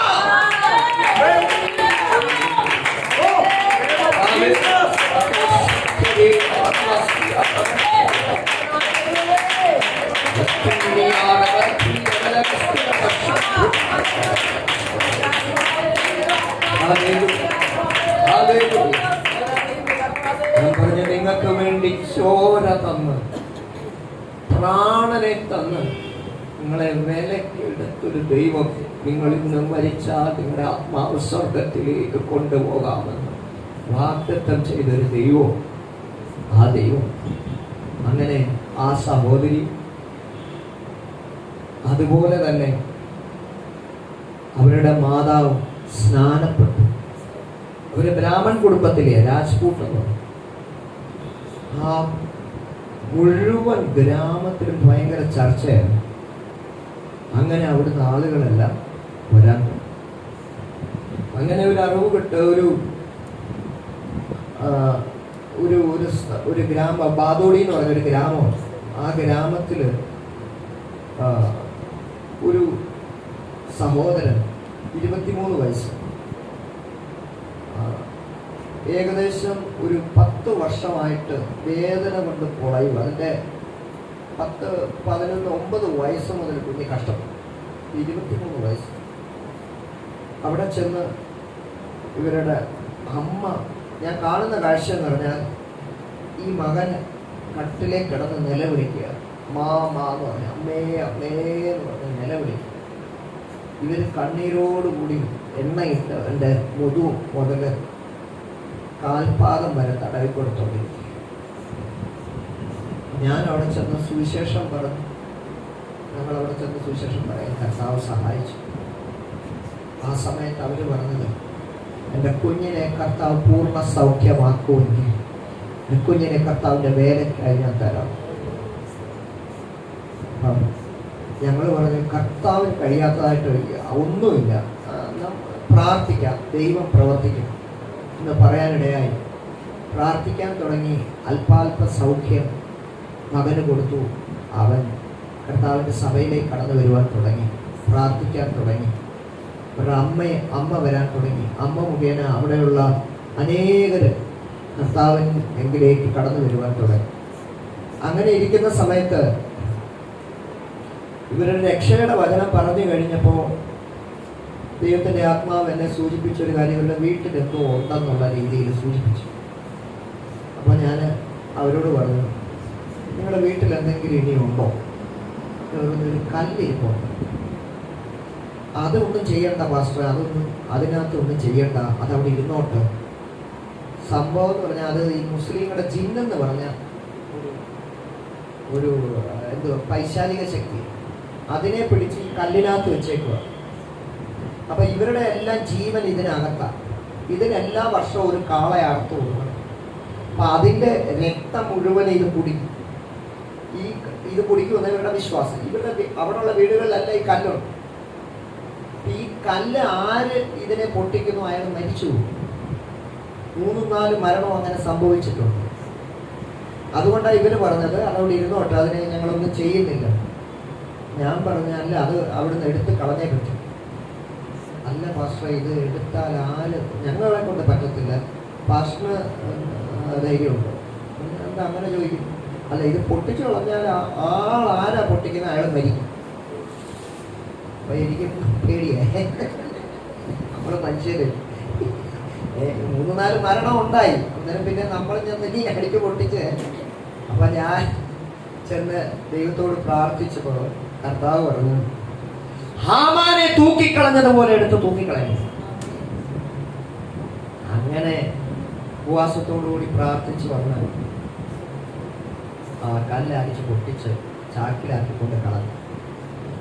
ആ മോന് കർത്താവ് പൂർണ്ണ സൗഖ്യം കൊടുത്തു. അപ്പനും അമ്മയും മോനും കർത്താവിനെ സ്വീകരിച്ചു, ജലത്തിൽ സ്നാനമേറ്റു. അത് കഴിഞ്ഞ് ആ മകൻ ഇപ്പൊ കർത്താവിന്റെ മേലെ ചെയ്യും. ഹല്ലേലൂയ, സ്തോത്രം, ഹല്ലേലൂയ. പിന്നെ ദൈവത്തിന്റെ വലിയ പ്രവൃത്തി. ഒരമ്മച്ചി ഒരു പ്രാവശ്യം അവിടെ നിന്ന് വിളിച്ചു പറഞ്ഞു അങ്ങോട്ടൊന്ന് ചെല്ലണം, പ്രാർത്ഥിക്കണമെന്ന്. ഞങ്ങൾ അവിടെ കടന്നു ചെന്നു. നോക്കിയപ്പോ എണീക്കാൻ വയ്യ, മൊത്തം ഈ പക്ഷാഘാതം പിടിച്ച് കിടക്കുക, എണീക്കാൻ വയ്യ. 5 വർഷമായിട്ട് കിടക്കുക. ഞങ്ങൾ പ്രാർത്ഥിച്ചിട്ട് നമ്മൾ പറഞ്ഞു കർത്താവ് സൗഖ്യമാക്കും, അത് കഴിഞ്ഞ് ദൈവ ആലയത്തിൽ വരണം, പ്രാർത്ഥിക്കാൻ വരണമെന്ന് പറഞ്ഞിട്ട് പോയി. അവർ വന്നില്ല, പ്രാർത്ഥിക്കാൻ വന്നില്ല. അപ്പോൾ നമ്മൾ വിചാരിച്ച അവരാ കിടപ്പായിരിക്കും, അതുകൊണ്ടായിരിക്കും. ഒരു പ്രാവശ്യം നോക്കിയപ്പോൾ മാർക്കറ്റിൽ അവർ നിൽക്കുന്നു. ഞാൻ ചോദിച്ചു, നിങ്ങൾ എണീക്കുന്നു? നമ്മൾ അറിഞ്ഞില്ല. നിങ്ങൾ എണീറ്റ് നിന്നു? നിങ്ങൾ അന്ന് വന്ന് പ്രാർത്ഥിച്ചിട്ട് പോയി, 2ാമത്തെ ദിവസം ഞങ്ങൾ എണീറ്റു. ആ ശരി, എണീറ്റും. എന്നിട്ടെന്താ സമയം വരാന്? ഓ, സമയം കിട്ടി. ഇതാ കാര്യം. ആരാ സൗഖ്യമാക്കി? കർത്താവ് സൗഖ്യമാക്കിയതാ. എന്നിട്ട് അവരത് അനുഭവിച്ചിട്ട് അവർക്ക് സമയം വരാൻ വയ്യ. ഉപകാരങ്ങളൊക്കെ മറന്നു. ഹല്ലേലൂയ. അങ്ങനെ ഞങ്ങൾ പിന്നെ അവർ വീട്ടിൽ ചെന്ന് പ്രാർത്ഥിക്കാനായിട്ട്. വീട്ടിൽ അവർക്ക് എതിർപ്പില്ല, കാരണം അവർക്കറിയാം കർത്താവാണ് സൗഖ്യമാണ്. അത് കഴിഞ്ഞതിന് ശേഷം അവിടെ ഒരു വിധവ സ്ത്രീ പ്രാർത്ഥനയ്ക്ക് വരാൻ തുടങ്ങി. അവർക്ക് മൊത്തം 4 കുഞ്ഞുങ്ങളാണ്. 5 കുഞ്ഞുങ്ങൾ. എത്ര 4 ആണും 1 പെണ്ണും. ഭർത്താവ് മരിച്ചുപോയി. ചെറിയൊരു കുടിലാണ് താമസിക്കുന്നത്. കുടിൽ മഴ പെയ്താൽ വെള്ളം മുഴുവനും ഈ വീട്ടിനകത്ത് വീഴും, മൊത്തം ചെളി. അവിടെ ഇരിക്കുന്ന സമയത്ത് ഇവര് ദൈവത്തോട് പ്രാർത്ഥിക്കാൻ വന്ന സമയത്ത് കുഞ്ഞുങ്ങൾ വരാൻ തുടങ്ങി. ഇവരുടെ ഒരു മോനും ഭർത്താവും മരിച്ചുപോയി. അത് കഴിഞ്ഞ് അവർ വിശ്വാസത്തിൽ വരുന്നതാണ്. അത് കഴിഞ്ഞ് 3 കുഞ്ഞുങ്ങളുണ്ട്. ഒരാൾ വിശ്വാസത്തിൽ വരാതെ മാറി നിൽക്കുക. 2 പേര് വിശ്വാസത്തിൽ വരാതെ, ഒരാൾ വിശ്വാസത്തിൽ വന്നു. പക്ഷേ വിശ്വാസത്തിൽ വന്നിട്ട് വചനം ഏറ്റെടുക്കാതെ പാപത്തിൽ ജീവിച്ചു. അങ്ങനെ വീണ്ടും അദ്ദേഹത്തിന് അസുഖം വന്നപ്പോൾ ഞങ്ങൾ തന്നെ ചെന്ന് പ്രാർത്ഥിക്കുകയും അദ്ദേഹത്തിന് വേണ്ടി പറയുകയൊക്കെ ചെയ്തു. എന്നിട്ടൊരു കാര്യം പറഞ്ഞു, ഇത് അവസാനത്തെ ചാൻസാണ് ദൈവം നിനക്ക് തരുന്നത്. നിന്നെ ഒത്തിരി പ്രാവശ്യം വിടുതൽ നിന്റെ ജീവിതത്തിൽ തന്നു തരും. വീണ്ടും നീ വഴിതെറ്റി പോവുകയാണെങ്കിൽ നീ കർത്താവ് ഒന്നും ചെയ്യാൻ കഴിയും. ദൈവം നിന്നോട് കരുണ കാണിക്കുക. വീണ്ടും ദൈവത്തിന്റെ കൽപ്പന അനുസരിക്കാൻ പറഞ്ഞു. കേട്ടില്ല, മരണപ്പെടാനിടയായി. അസുഖം വന്ന് മരണപ്പെടുവാനിടയായി. അമ്മ അപ്പോഴും വിശ്വാസത്തില. ഗ്രാമക്കാർ മുഴുവനും പറഞ്ഞു, യേശുവിൻ്റെ അടുത്ത് പോയിട്ട് ഇന്ന് സംഭവിച്ചു, നിങ്ങൾ യേശുവിനെ വിട്ടിട്ട് നിങ്ങൾ വരാം. ഇതെല്ലാം പറഞ്ഞു. അത് കഴിഞ്ഞതിന് ശേഷം അവരുടെ അടുത്ത മോൻ, ഞാൻ അവിടെ ചെന്ന് സുവിശേഷം പറയുന്ന സമയത്ത് തോക്കെടുക്കാനായിട്ട് പലതും. തോക്കെത്തിയേ നമുക്ക് ഭയമായി. തോക്കെടുത്തെങ്ങാനും വെടിവെച്ച് തീർന്നില്ല. തോക്കെടുത്ത് നോക്കത്തോ. പക്ഷെ ദൈവത്തിന്റെ അനുഗ്രഹത്തിന് അവന് തന്ന തോക്ക് കിട്ടിയില്ല. അന്ന് അവരുടെ വീടുകളിലെല്ലാം തോക്കുണ്ട്, ബീഹാറികളിലെല്ലാം, ജാർഖണ്ഡുകാരിലെല്ലാം. തോക്ക് കിട്ടിയില്ല. ആ പയ്യന് മരണപ്പെട്ടു. എല്ലാവരും ഇവരെ ഒറ്റപ്പെടുത്തി. പറഞ്ഞു, യേശുവിൻ്റെ പിന്നാലെ പോയിട്ടൊക്കെ നിനക്ക് സംഭവിച്ചു. അവർ പറഞ്ഞൊരു കാര്യമുണ്ട്, യേശു ഇത്രയും കാര്യങ്ങൾ എൻ്റെ ജീവിതത്തിൽ സംഭവിച്ചിട്ടും യേശു എന്നെ കൈവിട്ടിട്ടില്ല. എന്താ കാര്യം? എൻ്റെ വീട്ടിനകത്ത് ഞാൻ മുട്ടുകുത്തി പ്രാർത്ഥിക്കുന്ന സമയത്ത് സ്വർഗത്തിൽ നിന്ന് എനിക്കൊരു ശബ്ദം കേൾക്കാറുണ്ട്. ആ ശബ്ദം ആണ് എന്നെ പിടിച്ചു നിർത്തുന്നത്. എനിക്കൊരു ഉറപ്പുണ്ട്, ഞാൻ മരിച്ച എൻ്റെ നിത്യത, എൻ്റെ ആത്മാവ് നിത്യതയിലേക്ക് കടന്നു പോകും. അതാണ് എൻ്റെ ഉറപ്പ്. അതുകൊണ്ട് ഇനി എൻ്റെ ജീവിതത്തിൽ എന്ത് സംഭവിച്ചാലും യേശുവിനെ വിട്ടെനിക്കൊരു ജീവിതം. അത് പറയാൻ സ്തോത്രം. അനേക വിധവന്മാർക്ക് ഭർത്താവ് നഷ്ടപ്പെട്ടു, അവരൊന്നും പിന്തിരിഞ്ഞു പോയില്ല. അവർക്കെല്ലാം ഒറ്റ കാര്യമേ ഉള്ളൂ, ഞങ്ങളുടെ നിത്യത നഷ്ടപ്പെടണം. കർത്താവ് തന്നിരിക്കുന്ന നിത്യത. അവര് രോഗസൗഖ്യം കൊണ്ടോ ഹല്ലേലൂയ അതിനകത്ത് ആശ്രയിച്ചു വന്നവരല്ല. രോഗസൗഖ്യത്തിൽ കൂടി അവർ മനസ്സിലാക്കിയ ഒരു സത്യം, മരണത്തിനപ്പുറം ഒരു ജീവിതം. അതവരുടെ മനസ്സിലാക്കിയപ്പോൾ അവർ സ്ഥിരമായിട്ട് നിർവഹിക്കാൻ. ഹല്ലേലൂയ. അങ്ങനെ അവിടെ ഞങ്ങൾ ആരാധിച്ച് പ്രാർത്ഥിച്ച് കൊണ്ടിരുന്ന സമയത്ത് ജനുവരി 2023 ജനുവരി 15-ാം തീയതി ഞങ്ങൾ വലിയൊരു ഹാൾ എടുത്ത് അവിടെ പ്രാർത്ഥന തുടങ്ങി. ബജറംഗ് ദളും BJP RSSകാരും എല്ലാവരും കൂടെ ഏകദേശം ഒരു 15 പേര് പോലീസുകാരുൾപ്പെടെ സഭയിലേക്ക് കടന്നു വന്നിട്ട് പറഞ്ഞു, നിങ്ങൾ ആരുടെ ആരാധനയാണ് നടത്തുന്നത്? യേശുവിൻ്റെ ആരാധനയാണ് നടത്തുന്നത്. നിന്റെ കൂടെ ആരൊക്കെയാണ്? ഞാൻ പറഞ്ഞു, എൻ്റെ വൈഫും കുഞ്ഞും. നിങ്ങളെ അറസ്റ്റ് ചെയ്തിരിക്കുന്നു. പെട്ടെന്ന് എൻ്റെ ഫോൺ എടുത്ത് ഞാൻ അവിടെയുള്ള സഹോദരനേക്ക് കൊടുത്തു. ഞങ്ങളുടെ രണ്ടുപേരുടെയും ഫോണിനകത്ത് മൊത്തം ഇവർ പ്രാർത്ഥനയുടെ ലിസ്റ്റും കാര്യങ്ങളും പടങ്ങളും എല്ലാം ഉണ്ട്. അത് അവർ പിടിച്ചു കഴിഞ്ഞു. അതുകൊണ്ട് ഫോൺ എടുത്ത് അവരേക്ക്. എന്നിട്ട് ഞാൻ പറഞ്ഞു, എല്ലാവരെയും എല്ലാവരും കൂടെ പറഞ്ഞേക്കാം. ഇവർ ഞങ്ങളെ പിടിച്ച് വണ്ടിക്ക് പോലീസ് ജീപ്പിനകത്ത് കയറ്റി. പോലീസ് ജീപ്പിനകത്ത് കയറ്റി ഇരുത്തുന്ന സമയത്ത് ഞങ്ങൾക്ക് ഭയമല്ല ഉണ്ടായത്, സന്തോഷമാണ്. ഭയം എവിടെ പോയെന്ന് അറിയത്തില്ല. പോലീസ് വന്നപ്പോഴും ഇവരെല്ലാം വന്നപ്പോൾ ഭയം ഉണ്ടായിരുന്നു. പക്ഷെ പോലീസ് ജീപ്പിനകത്ത് കയറിയപ്പോൾ ഭയമില്ല. ഭയങ്കര സന്തോഷം ദൈവത്തിന്റെ പരിശുദ്ധാത്മാവ് ഞങ്ങൾക്ക് തരാനിടയായി. അങ്ങനെ ഈ വണ്ടി ഓടിക്കുന്ന ആള് പറയാത്ത ചീത്തകൾ, അറയ്ക്കുന്ന ചീത്ത വിളിക്കാൻ. എന്നിട്ട് ഞങ്ങളെ കൊണ്ട് പോലീസ് സ്റ്റേഷനിൽ അവിടെ കൊണ്ടു ചെന്നപ്പോൾ ഒരു 10-15 കസേര നിരത്തിയിട്ട് അതിനകത്ത് മുഴുവനും ബജറംഗ് ദളും RSSും BJPക്കാരും പോലീസുകാരും എല്ലാം കൂടെ ഇരുന്ന് ക്വസ്റ്റ്യൻ ചെയ്യാം. ആ സമയത്ത് ഞങ്ങളുടെ വിശ്വാസികൾ മുഴുവൻ പോലീസ് സ്റ്റേഷനിൽ വന്നിട്ട് പറഞ്ഞു, ഇവരെ അറസ്റ്റ് ചെയ്യുകയാണെങ്കിൽ ഞങ്ങളെയും കൂടെ അറസ്റ്റ് ചെയ്യണം. അപ്പോൾ പോലീസുകാർക്ക് അറസ്റ്റ് എന്തുകൊണ്ടാണ് നിങ്ങൾ ഇത് പറയുന്നേ? നിങ്ങളുടെ ജീവിതത്തിൽ യേശു എന്തുവാ ചെയ്യുന്നത്? ഇവിടെ നിന്ന ഓരോ വ്യക്തികളും അവരുടെ ജീവിതത്തിലെ അനുഭവങ്ങൾ ആ പോലീസ് സ്റ്റേഷന്റെ മുമ്പിൽ വെച്ച് സാക്ഷ്യമായിട്ട് വിളിച്ചു പറഞ്ഞു. അവർ പറഞ്ഞു, എന്നാൽ രോഗം സൗഖ്യമായിരുന്നു. ആ സമയത്ത് ആ പോലീസുകാർ ബജറംഗ് ദൾ അതിൻ്റെ നേതാവ് പറഞ്ഞു, എന്നാൽ പിന്നെ ഹോസ്പിറ്റലിൽ വേണ്ടാലോ, ഇനി ഹോസ്പിറ്റലിൽ എന്തിനാ വെക്കുന്നത്? നിങ്ങൾ അങ്ങനെ യേശു സൗഖ്യമാക്കിയെങ്കിൽ പിന്നെ എന്തിനാ ഹോസ്പിറ്റൽ? അവർ പറഞ്ഞത്, ഹോസ്പിറ്റലുണ്ട്, ശരിയാണ്, ഞങ്ങൾ ഹോസ്പിറ്റലിനെ ആശ്രയിച്ചിരുന്നു. അതിനകത്ത് ഒരു വിടുതൽ ഞങ്ങൾക്ക് കാണാതിരുന്നപ്പോഴാണ് ഞങ്ങൾക്ക് മനസ്സിലായി ഞങ്ങളെ തേടി വന്നൊരു ദൈവം. ആ ദൈവത്തിന്റെ നാമം വിളിച്ചതേ ഉള്ളൂ, എന്റെ ശരീരത്തിനകത്ത് സൗഖ്യം വന്നു. ആ ദൈവത്തെ ഞങ്ങൾ എങ്ങനെ മറക്കും, എങ്ങനെ തള്ളിപ്പറയും? അവൻ രാജാവായ ദൈവം, അവൻ സർവശക്തൻ, അവൻ സർവവ്യാപി, അവനെ പോലെ ആരുള്ളൂ?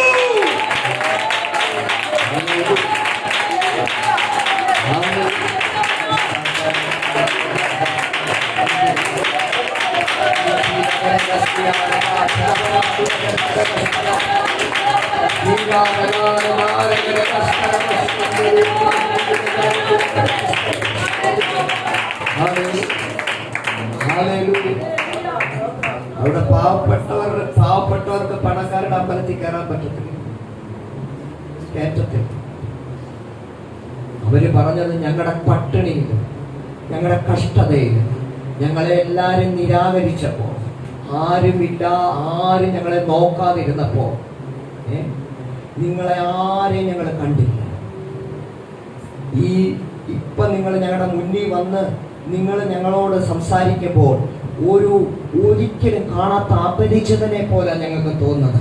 പക്ഷെ ഞങ്ങളുടെ കർത്താവ് ഞങ്ങളുടെ അടുത്ത് വന്നപ്പോ, എന്നോ എൻ്റെ അപ്പൻ ഞങ്ങളെ വിളിച്ചു. ഗർഭത്തിൽ ഉരുവാവുന്നതിന് മുമ്പേ ലോക സ്ഥാപനത്തിന് മുമ്പേ ഞങ്ങളെ വിളിച്ച ഞങ്ങളുടെ കർത്താവ് ഞങ്ങളുടെ അടുത്ത് വന്നു.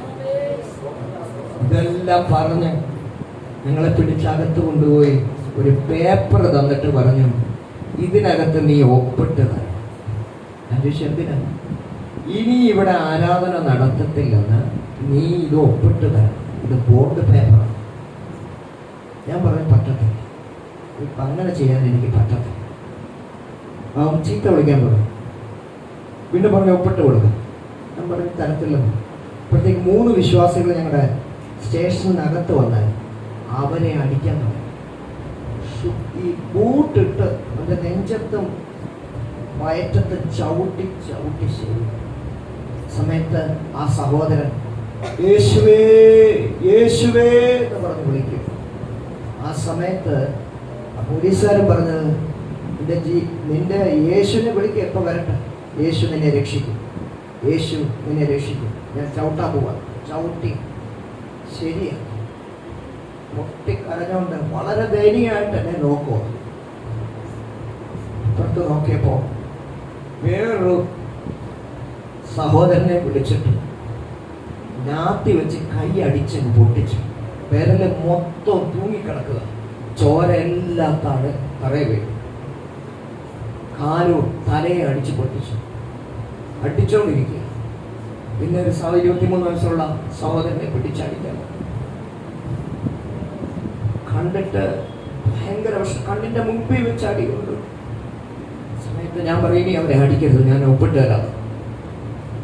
പാടി നിർത്തി. ഞാൻ പറഞ്ഞ, ഒരു നിമിഷം എനിക്ക് പ്രാർത്ഥിക്കണം, പ്രാർത്ഥിച്ചിട്ട് ഞാൻ ഒപ്പിട്ട് തരാം. ഞാൻ തന്നെ ദൈവത്തോട് പ്രാർത്ഥിച്ചു.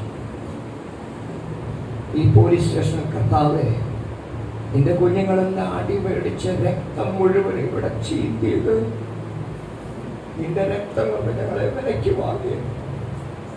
നിന്റെ കുഞ്ഞുങ്ങൾ ദൈവത്തിന്റെ നാമമഹത്വത്തിനായിട്ട് ഇതെല്ലാം അനുഭവിച്ചു. കർത്താവേ, ഇവിടെ ഒപ്പിട്ട് കൊടുക്കുന്നത് ദൈവമേ അങ്ങെല്ലാം അറിയുന്നു, എനിക്ക് വേറെ നിവൃത്തിയില്ല കർത്താവ് എന്ന് പറഞ്ഞു. ഞാൻ ഒപ്പിട്ട് കൊടുത്തപ്പോൾ ഇവരെല്ലാം വിട്ടു. ഞായറാഴ്ച വിട്ടു. തിങ്കളാഴ്ച രാവിലെ ഞാൻ മാർക്കറ്റിൽ നിൽക്കുമ്പോൾ എനിക്ക് ഫോൺ വരും. അപ്പോഴത്തേക്ക് വീഡിയോ TV-യിൽ വരുന്നു, പത്രത്തിൽ വന്നു, വാർത്തകളെല്ലാം വന്നു. പത്രത്തിലും വീഡിയോയും TV-യിലും മാധ്യമക്കാരും എല്ലാവരും. അപ്പൊ എൻ്റെ അടുത്ത് ചോദിച്ച്, മാധ്യമക്കാർ ചോദിച്ചു, നീ എന്തുകൊണ്ടാണ് മതപരിവർത്തനം ചെയ്യുന്നത്? ഞാൻ പറഞ്ഞു, മതപരിവർത്തനം അല്ല ചെയ്യുന്നത്. ഇവിടെ നിൽക്കുന്ന ഓരോരുത്തരോടും നിങ്ങൾ ചോദിച്ചു നോക്കുക, അവരുടെ ജീവിതത്തിൽ മതമാണോ പരിവർത്തനം ചെയ്തത്, അത് ദൈവമാണോ പരിവർത്തനം ചോദിക്കാൻ പറഞ്ഞു. അതോടുകൂടി അത് അവർ കട്ട് ചെയ്യും.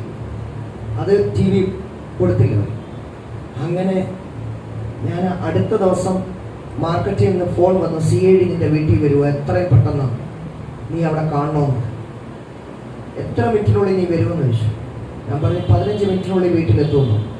ഈ 15 മിനിറ്റ് ഞാൻ വണ്ടി എടുത്ത് പോകാനായിട്ട് തുടങ്ങിയപ്പോൾ അവിടെ ഗുണ്ടകൾ, വീടിൻ്റെ അടുത്ത് ഗുണ്ടകൾ അവിടെ നിൽക്കുക. എനിക്ക് മനസ്സിലായി എനിക്ക് പോകാൻ പറ്റത്തില്ല അവിടെ. തിരിച്ച് ഞാൻ വണ്ടി എടുത്ത് തിരിച്ചു വന്നപ്പോൾ ഒരാൾ കണ്ട് അയാളെന്നെ ചേസ് ചെയ്ത് ഞാൻ പെട്ടെന്ന് അവിടെ ഉള്ള വേറൊരു സംഘടനയായ ജെംസ് എന്ന് പറഞ്ഞ ഒരു ബന്ധുക്കോസ് സംഘടനയാണ്. അവിടെ കടന്നു ചെന്നു. അവിടുത്തെ പാസ്റ്റർ മനസ്സിലായി. പാസ്റ്റർ ഇത്രയും പെട്ടെന്ന് അകത്ത് കയറാൻ പറഞ്ഞു. അകത്ത് കയറി ഞാൻ അതിനകത്ത് അവരുടെ ചർച്ചിനകത്ത് കയറിയിരുന്നു. കുറെ കഴിഞ്ഞിട്ട് ഈ ദേവദാസൻ പറഞ്ഞ് വൈഫിനെയും കുഞ്ഞിനെയും വിളിച്ചോണ്ട് പോകാം. ഞാൻ പറയില്ല, ഞാൻ അങ്ങോട്ട് പോവാം. അല്ല, അത് ഇപ്പോൾ ബുദ്ധിയല്ല ഇപ്പം അങ്ങനെ പോകുന്നത്. ഞാൻ പറഞ്ഞു കുഴപ്പമില്ല, ഞാൻ പ്രാർത്ഥിച്ചുകൊണ്ടങ്ങ് പോകാം, കുഴപ്പമില്ല. അങ്ങനെ ഞാൻ അവിടെ ചെന്നു. അപ്പോൾ അവിടെ അങ്ങ് ആരുമില്ല. വീട്ടിൽ ചെന്നപ്പം വീട്ടിൽ എൻ്റെ കുട്ടുദാസിയുടെയും കുഞ്ഞിൻ്റെയും കൂടെ അവിടെ ഞങ്ങളുടെ വിശ്വാസികളെല്ലാവരും ഉണ്ടായിരുന്നു. അപ്പോൾ അവിടെ ചെന്നു. അപ്പോൾ അവരെല്ലാം പറഞ്ഞു, ഇപ്പം എത്രയും പെട്ടെന്ന് ഇവിടുന്ന് പോകുന്നതാണ് നല്ലത്. അവരുടെ പ്ലാൻ ഒന്നുകിൽ നമ്മളെ തീർക്കും, അല്ലെങ്കിൽ ജയിലിൽ പിടിച്ചു. ഈ 2 കാര്യങ്ങൾ അവർ ചെയ്യാൻ. അപ്പം ആരെ വിളിക്കണമെന്ന് അറിയത്തില്ല. ഞങ്ങളുടെ സുപ്പീരിയേഴ്സിനെയൊക്കെ വിളിച്ചു. അവരൊക്കെ ഒന്നും പേടിക്കണ്ട, അവിടെ നിൽക്കാൻ ദൈവം കൂടെ. ഇങ്ങനെ ഒരു സിറ്റുവേഷൻ അവർക്ക് ഒരുപഴേ മനസ്സിലായി. അപ്പൊ ഞാൻ മറ്റൊരാൾ വിളിച്ചു പറഞ്ഞു, യേശു ഇങ്ങനെയുള്ള പ്രശ്നങ്ങൾ വന്നപ്പോൾ അവിടെ നിന്ന് മാറിപ്പോയി. അപ്പൊ നിങ്ങളൊരു കാര്യം ചെയ്യും, അവിടെ നിന്ന് മാറിപ്പോ. പലരുടെയും ആലോചനകൾ ഇങ്ങനെ നമ്മൾ എന്ത് ചെയ്യണമെന്നറിയാതെ ആകെ ഭാരപ്പെട്ട് നിൽക്കുന്ന സമയത്ത് ഞങ്ങൾ ചിന്തിച്ച് എന്തായാലും പ്രാർത്ഥിച്ച് ദൈവഹിതം ആണെങ്കിൽ കർത്താവെ ഞങ്ങളെ ഇവിടുന്ന് കൊണ്ടുപോയാൽ മതി എന്നുള്ളത് പ്രാർത്ഥന. അങ്ങനെ വൈകിട്ടായപ്പോൾ സി എ ഡി വന്ന് ഞങ്ങളെ എല്ലാ ഡീറ്റെയിൽസും എടുത്തു, എല്ലാം എഴുതിയെടുത്ത് പുള്ളി പോയി. അടുത്ത ദിവസം രാവിലെ ഞങ്ങളെ അറസ്റ്റ് ചെയ്യാൻ അവരെല്ലാം കണക്കൂട്ടി വെച്ചിരിക്കുക, കേസാക്കി അറസ്റ്റ് ചെയ്യാനുള്ള എല്ലാ കാര്യങ്ങളും റെഡിയാണ്. പക്ഷെ ആ ദിവസം രാത്രിയിൽ ഒരു ദേവദാസൻ എന്നെ വിളിച്ച് പറഞ്ഞു, ഞാൻ വണ്ടിയും കൊണ്ടുവരാം, നിങ്ങളെ വിളിച്ച് എൻ്റെ വീട്ടിൽ കൊണ്ടുവരാം, രാത്രി അവിടെ നിന്ന് രാവിലെ നിങ്ങളെ ഞാൻ ബീഹാറിലെത്തിക്കാം, അവിടെ നിന്ന് നിങ്ങൾ കേരളത്തിൽ വയ്ക്കും. അങ്ങനെ രാത്രി ആ ദേവദാസൻ വന്നു. ഞങ്ങൾ പെട്ടെന്ന് അത്യാവശ്യ സാധനങ്ങളെല്ലാം എടുത്ത് അവിടെ അടുത്ത ദിവസം രാവിലെ അവിടെ പോലീസ് എത്തി. അതിനു മുമ്പേ ഞങ്ങൾ ബീഹാറിലെത്തി. അവിടെ നിന്ന് ഞങ്ങളെ കർത്താവ് കേരളത്തിൽ കൊണ്ടുപോകും, അല്ലെങ്കിൽ അവരെ ഞങ്ങളെ ജയിലിൽ പിടിച്ചിട്ട്. പക്ഷെ അവിടുന്ന് ഹല്ലേലൂയ, അത് കഴിഞ്ഞ് ഞങ്ങൾ വീണ്ടും ബീഹാറിലേക്ക് പോകാനിടയായി.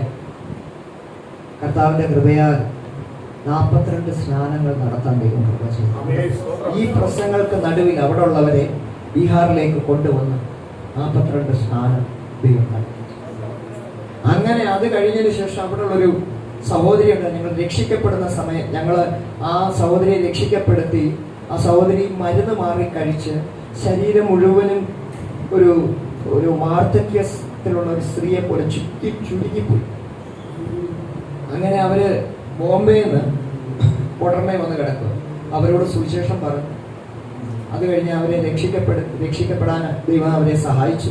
അത് കഴിഞ്ഞ് ഞങ്ങൾ തിരിച്ചു വന്ന് പിന്നെ ഈ പ്രശ്നങ്ങളുണ്ടായിട്ട് ഞങ്ങൾക്ക് അങ്ങോട്ട് പോകാൻ പറ്റി. ആ സഹോദരി എന്നെ വിളിച്ച് പറഞ്ഞു, എനിക്ക് സ്നാനപ്പെടണം. അപ്പൊ ഇദ്ദേഹം ഈ കിടക്കുന്നവരെ അല്ലെങ്കിൽ ഇങ്ങനെ താങ്ങിയെടുത്ത് വേണം നമ്മൾ വെള്ളത്തിൽ സ്നാനപ്പെടും. അപ്പൊ ഞാൻ പറഞ്ഞു, സോനു ബ്രദർ പാസ്മാറിയാൻ.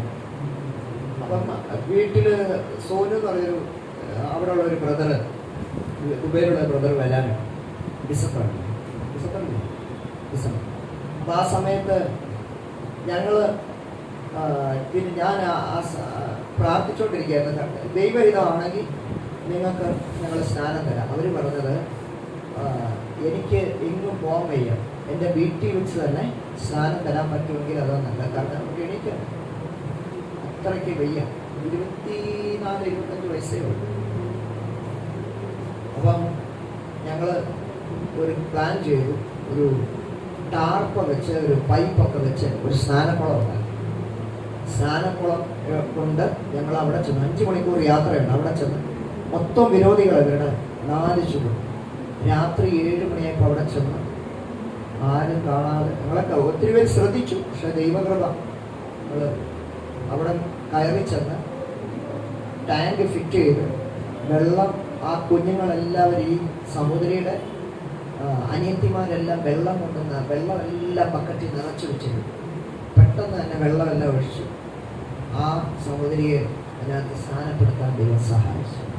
സ്നാനപ്പെട്ട് ഒരാഴ്ച കഴിഞ്ഞപ്പോഴത്തേക്ക് കർത്താവ് പൂർണ്ണ സൗഖ്യം ദൈവം കൊടുക്കാൻ. അങ്ങനെ ദൈവത്തിൻ്റെ വലിയ പ്രവൃത്തി കാണാൻ ദൈവം സഹായിച്ചു. ഹല്ലേലൂയ. അങ്ങനെ ഞങ്ങൾ വീണ്ടും ഞങ്ങളെ അവിടെ ഒരു ഭോജ്പൂർ എന്ന് പറഞ്ഞൊരു സ്ഥലത്തേക്ക് ഞങ്ങളെ കൊണ്ടുപോയി.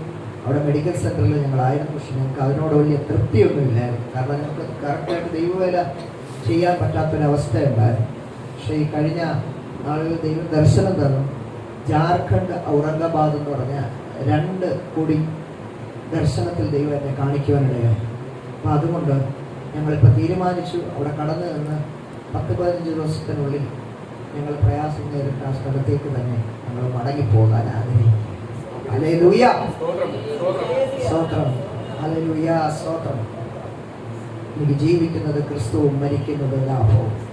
ഹല്ലേലൂയ, സ്തോത്രം. ആമേൻ. ഹല്ലേലൂയ. എനിക്ക് അറിയാം ദേവദാസന് പറഞ്ഞൊരു കാര്യമുണ്ട്. മരണത്തെപ്പറ്റി ഇങ്ങനെ പ്രസംഗിച്ചു കൊണ്ട് നിൽക്കുമ്പോൾ തന്നെ വ്യക്തി ഉള്ള മരണമാണ് തൻ്റെ മരണം എന്നുള്ള രീതിയിൽ പറയാനിടയായി. അങ്ങനെയുള്ളൊരു ശിക്ഷയിൽ നിന്നാണ് നമ്മളിതെല്ലാം കേട്ട് വന്നത്. നമ്മൾ വെച്ച കാലം ഒരിക്കലും പുറകോട്ട് പോകും. ഹല്ലേലൂയ, ഹല്ലേലൂയ, സ്തോത്രം, ആമേൻ, ഹല്ലേലൂയ. ഇതാണ് ഞങ്ങളുടെ സാക്ഷി. ഹല്ലേലൂയ. ഈ സാക്ഷ്യം ഉണ്ടാവാൻ കാരണം ഈ ദേവദാസനും ദേവദാസി കുടുംബവും ഞങ്ങൾക്ക് വേണ്ടി പ്രാർത്ഥിച്ചതുകൊണ്ട് അവർ ഞങ്ങളെ സുവിശേഷം അറിയിച്ചതുകൊണ്ട്. ഹല്ലേലൂയ, സ്തോത്രം, ഹല്ലേലൂയ. ഞാൻ ഒരു വാക്ക് പ്രാർത്ഥിച്ച് വചനത്തിലേക്ക് പോകുവാൻ ആഗ്രഹിക്കുന്നു. ഹല്ലേലൂയ. പരിശുദ്ധ ദൈവമേ, സ്വർഗ്ഗത്തിലെ നല്ല കർത്താവ്, ഞങ്ങൾ അങ്ങയുടെ കരങ്ങളിലേക്ക് ഏൽപ്പിച്ച് പ്രാർത്ഥിക്കുന്നു. ഇന്ന് ദൈവത്തിൻ്റെ പരിശുദ്ധാത്മാവ് ഞങ്ങളോട് വ്യക്തമായി ഇതുവരെയും സംസാരിച്ചു കൊണ്ടിരുന്നു. ഞങ്ങളുടെ ദാസനിൽ കൂടി ഞങ്ങളുടെ കർത്താവെ വിശുദ്ധ സഭയ്ക്കായി സ്തോത്രം ചെയ്യും. ദൈവം കർത്താവെ ഞങ്ങളുടെ മധ്യത്തിലുണ്ട്. അതിനായി ഞങ്ങൾ അങ്ങേക്ക് നന്ദി പറയുന്നു. വീണ്ടും കർത്താവെ നിങ്ങളുടെ വചനത്തിൽ ഞങ്ങൾ ആശ്രയിക്കുന്നു. പരിശുദ്ധാത്മാവ് ഞങ്ങളോട് വ്യക്തമായി സംസാരിക്കണം. ദൈവം സഹായിക്കണം. യേശുവിൻ്റെ നാമത്തിൽ തന്നെ ആമേൻ, ആമേൻ. ഹല്ലേലൂയ, സ്തോത്രം. കരങ്ങൾ ഉയർത്തി ദൈവത്തിന് സ്തോത്രം ചെയ്യാം. സ്തോത്രം, ലൂക്കോസിന്റെ സുവിശേഷം 4-ാമത്തെ അധ്യായം, അതിനകത്ത് 40-ാമത്തെ വാക്യം മുതൽ 44 വരെ 44 വരെ നമുക്ക് വായിക്കാം. സൂര്യൻ അസ്തമിക്കുമ്പോൾ അവരെ അവന്റെ അടുക്കൽ കൊണ്ടുവന്നു. അവൻ ഓരോരുത്തരുടെയും മേൽ കൈവച്ച് അവരെ സൗഖ്യമാക്കി. പലരിൽ നിന്നും ഭൂതങ്ങൾ നീ ദൈവപുത്രനായ ക്രിസ്തു എന്ന് നിലവിളിച്ചുകൊണ്ട് പുറപ്പെട്ടു പോയി. താൻ ക്രിസ്തു എന്ന് അവ അറിയുക കൊണ്ട് വിട്ടുവാൻ അവൻ സമ്മതിക്കാതെ അവയെ ശാസിച്ചു. നേരം വെളുത്തപ്പോൾ അവൻ പുറപ്പെട്ട ഒരു നിർജ്ജന സ്ഥലത്തേക്ക് പോയി. പുരുഷാരം അവനെ തിരഞ്ഞ് അവന്റെ അരികത്ത് വന്ന് തങ്ങളെ വിട്ടു പോകാതിരിപ്പാൻ അവനെ തടുത്തു. അവൻ അവരോട്, ഞാൻ മറ്റുള്ള പട്ടണങ്ങളിലും ദൈവരാജ്യം സുവിശേഷിക്കേണ്ടതാകുന്നു. ഇതിനായിട്ടല്ലോ എന്നെ അയച്ചിരിക്കുന്നതെന്ന് പറഞ്ഞു. അങ്ങനെ അവൻ ഗലീലയിലെ പള്ളികളിൽ പ്രസംഗിച്ചു പോന്നു. സ്തോത്രം, സ്തോത്രം, സ്തോത്രം, സ്തോത്രം, സ്തോത്രം, സ്തോത്രം. സൂര്യൻ അസ്തമിക്കുമ്പോൾ നാനാവ്യാധികൾ പിടിച്ച ദീനക്കാർ ഉള്ളവരൊക്കെയും യേശുവിൻ്റെ അരികിലേക്ക് കൊണ്ടുവരികയും. സൂര്യൻ അസ്തമിക്കുന്ന സമയത്താണ് ഈ സംഭവങ്ങളെല്ലാം നടക്കുന്നത്. ആ സമയത്ത് കർത്താവ് അവരെ എല്ലാം സൗഖ്യമാക്കുന്നു. അപ്പൊ ഭൂതങ്ങൾ കർത്താവിനെ സാക്ഷീകരിച്ചുകൊണ്ട് പറയുകയാണ്, നീ ദൈവപുത്രനായ ക്രിസ്തു എന്ന് നിലവിളിച്ചുകൊണ്ട് പറഞ്ഞു എന്നാണ്. ഹല്ലേലൂയ. അപ്പം ഒരു വലിയ നിലവിളി ഭൂതങ്ങളിൽ നിന്ന് പുറത്തു പോവുകയാണ്. മറ്റൊന്നുമല്ല, ഭൂതങ്ങൾ ഈ ലോകത്തോട് സാക്ഷീകരിക്കുകയാ. ആരാണ്? ക്രിസ്തുവാണ്. ഹല്ലേലൂയ. ദൈവപുത്രനായ ക്രിസ്തുവാണ് എന്ന് പറഞ്ഞ് നിലവിളിച്ചുകൊണ്ട് പുറപ്പെട്ടു പോവുകയാണ്. ആ സമയത്ത് താൻ ക്രിസ്തു എന്ന് അവ അറിയക്കൊണ്ട് മിണ്ടുവാൻ അവൻ സമ്മതിക്കാതെ അവയെ ശാസിച്ചു. Hallelujah, hallelujah. മിണ്ടരുത്,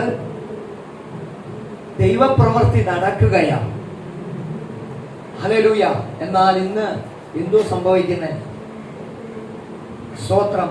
ഒരു ദൈവപ്രവൃത്തി നടക്കുന്നിടത്ത് ആ ദൈവപ്രവൃത്തി നടത്തിയവരാ ഉന്നതരായിത്തീരുന്നു, ദൈവമല്ല.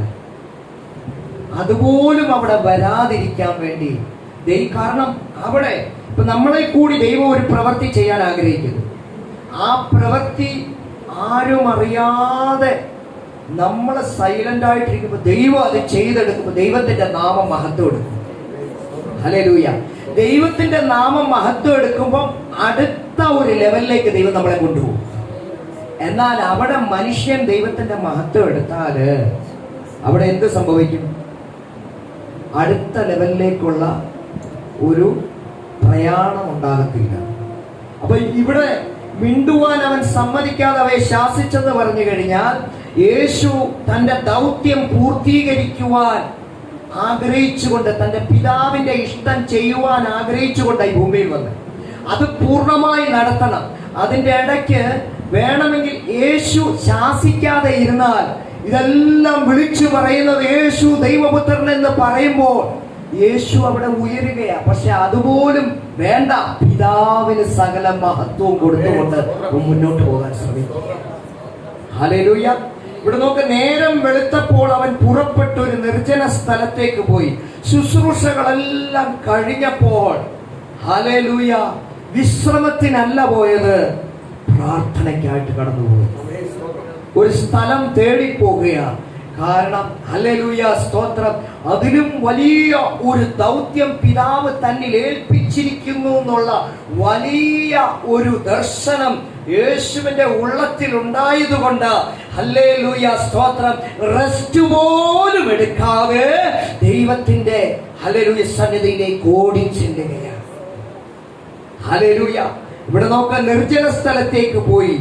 പുരുഷാർ അവനെ തിരഞ്ഞ് അവന്റെ അരികത്ത് വന്ന് തങ്ങളെ വിട്ടുപോകാതിരിപ്പാൻ അവനെ തടുത്തു. അവരുടെ ഒരൊറ്റ ആഗ്രഹമുള്ളൂ, ഞങ്ങളെ വിട്ടുപോകരുത്. നീ പറഞ്ഞതിൽ നിന്നും നീ ചെയ്തതിൽ നിന്നും അനുഭവിച്ച ഒരു ദൈവത്തിന്റെ വലിയ കൃപയുണ്ട്. അത് യേശുവേ, അത് മറ്റാരിൽ നിന്നും നമുക്ക് അനുഭവിക്കുവാൻ കഴിയത്തില്ല. കർത്താവേ, നിന്നിൽ കൂടി മാത്രമേ അത് അനുഭവിക്കാൻ കഴിയൂ. അത് ഞാൻ അനുഭവിക്കുമ്പോൾ അതെനിക്ക് രോഗസൗഖ്യമായി, ശരീരത്തിന് ബലമായി, ആത്മാവിൽ ബലമുള്ളവനായി, സകല പ്രയാസങ്ങളുടെയും പ്രതിസന്ധിയുടെയും മധ്യത്തിൽ കൂടി നടക്കുവാനുള്ള ഒരു വലിയ ബലം ഞാൻ പ്രാപിച്ചുകൊണ്ട് നടക്കുമ്പോൾ എനിക്കൊരു തിരിച്ചറിവുണ്ടാകും.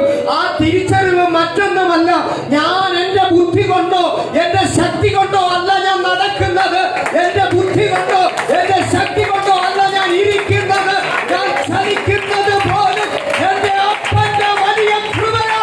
സ്വർഗ്ഗത്തിൽ നിന്ന് എന്നെ അഭിഷേകത്താൽ നിറച്ച അഭിഷേകത്തിന്റെ ശക്തിയാണ് ഇന്നെന്നെ നടക്കുന്നത്.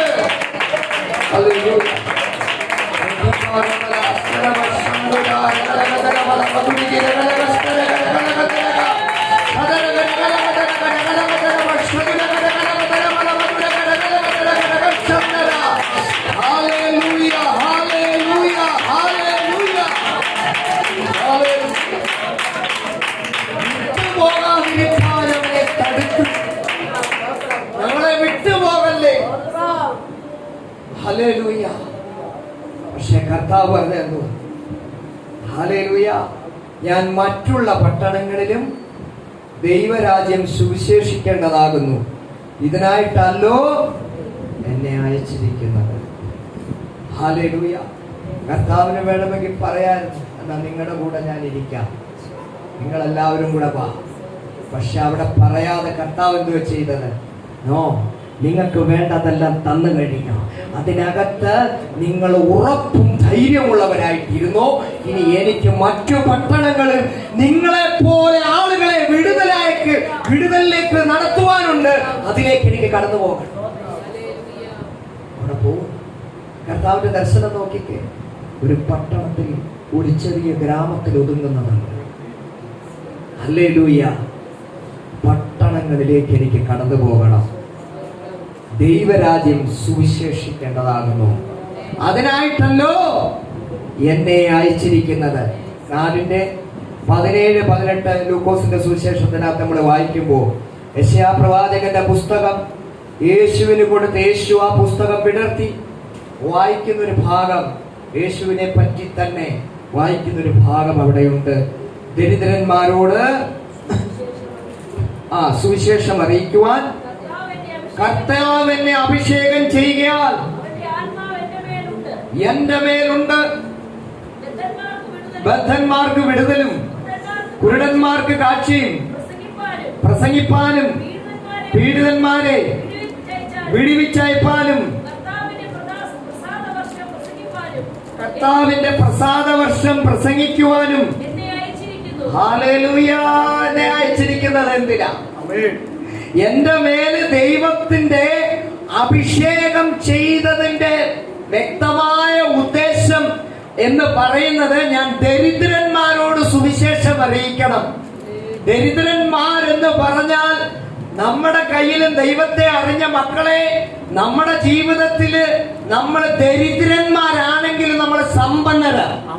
കാരണം യേശു നമ്മുടെ ഉള്ളിലുണ്ട്. ഹല്ലേലൂയ. എന്നാൽ യേശു ഇല്ലാത്തവരാ ദരിദ്രന്മാര്. യേശുവിനെ കണ്ടിട്ടില്ലാത്തവരാ ദരിദ്രന്മാര്. അവരോട് സുവിശേഷം അറിയിക്കുവാൻ. ഹല്ലേലൂയ. എന്റെ ദൈവത്തിൽ പറഞ്ഞേക്ക്, യേശുവിന്റെ പുറമെ പോയിട്ട് എന്തോ കിട്ടി, യേശുവിനെ പുറമെ പിൻപറ്റിയിട്ട് എന്തോ കിട്ടി.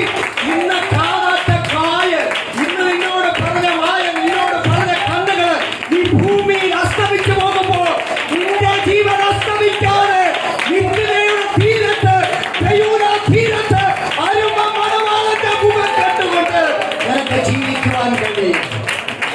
ഹല്ലേലൂയ. ഹല്ലേലൂയ. ദരിദ്രന്മാരോട് സുവിശേഷം അറിയിപ്പാൻ കർത്താവ് എന്നെ അഭിഷേകം ചെയ്യുകയാ. അവന്റെ ആത്മാവ് എന്റെ മേൽ ഉണ്ട്. എന്റെ ആത്മാവ്, യേശുവിന്റെ ആത്മാവ് എന്റെ ഉള്ളിൽ. നമ്മൾ പ്രാർത്ഥിച്ച് ആരാധിച്ചു കൊണ്ടിരിക്കുന്ന സമയത്ത് നമുക്ക് കാല് വയ്യാതിരിക്കും, ചിലപ്പോൾ നമുക്ക് രോഗമായിരിക്കും, ക്ഷീണം കൊണ്ട് ആരാധിക്കാൻ കഴിയത്തില്ല.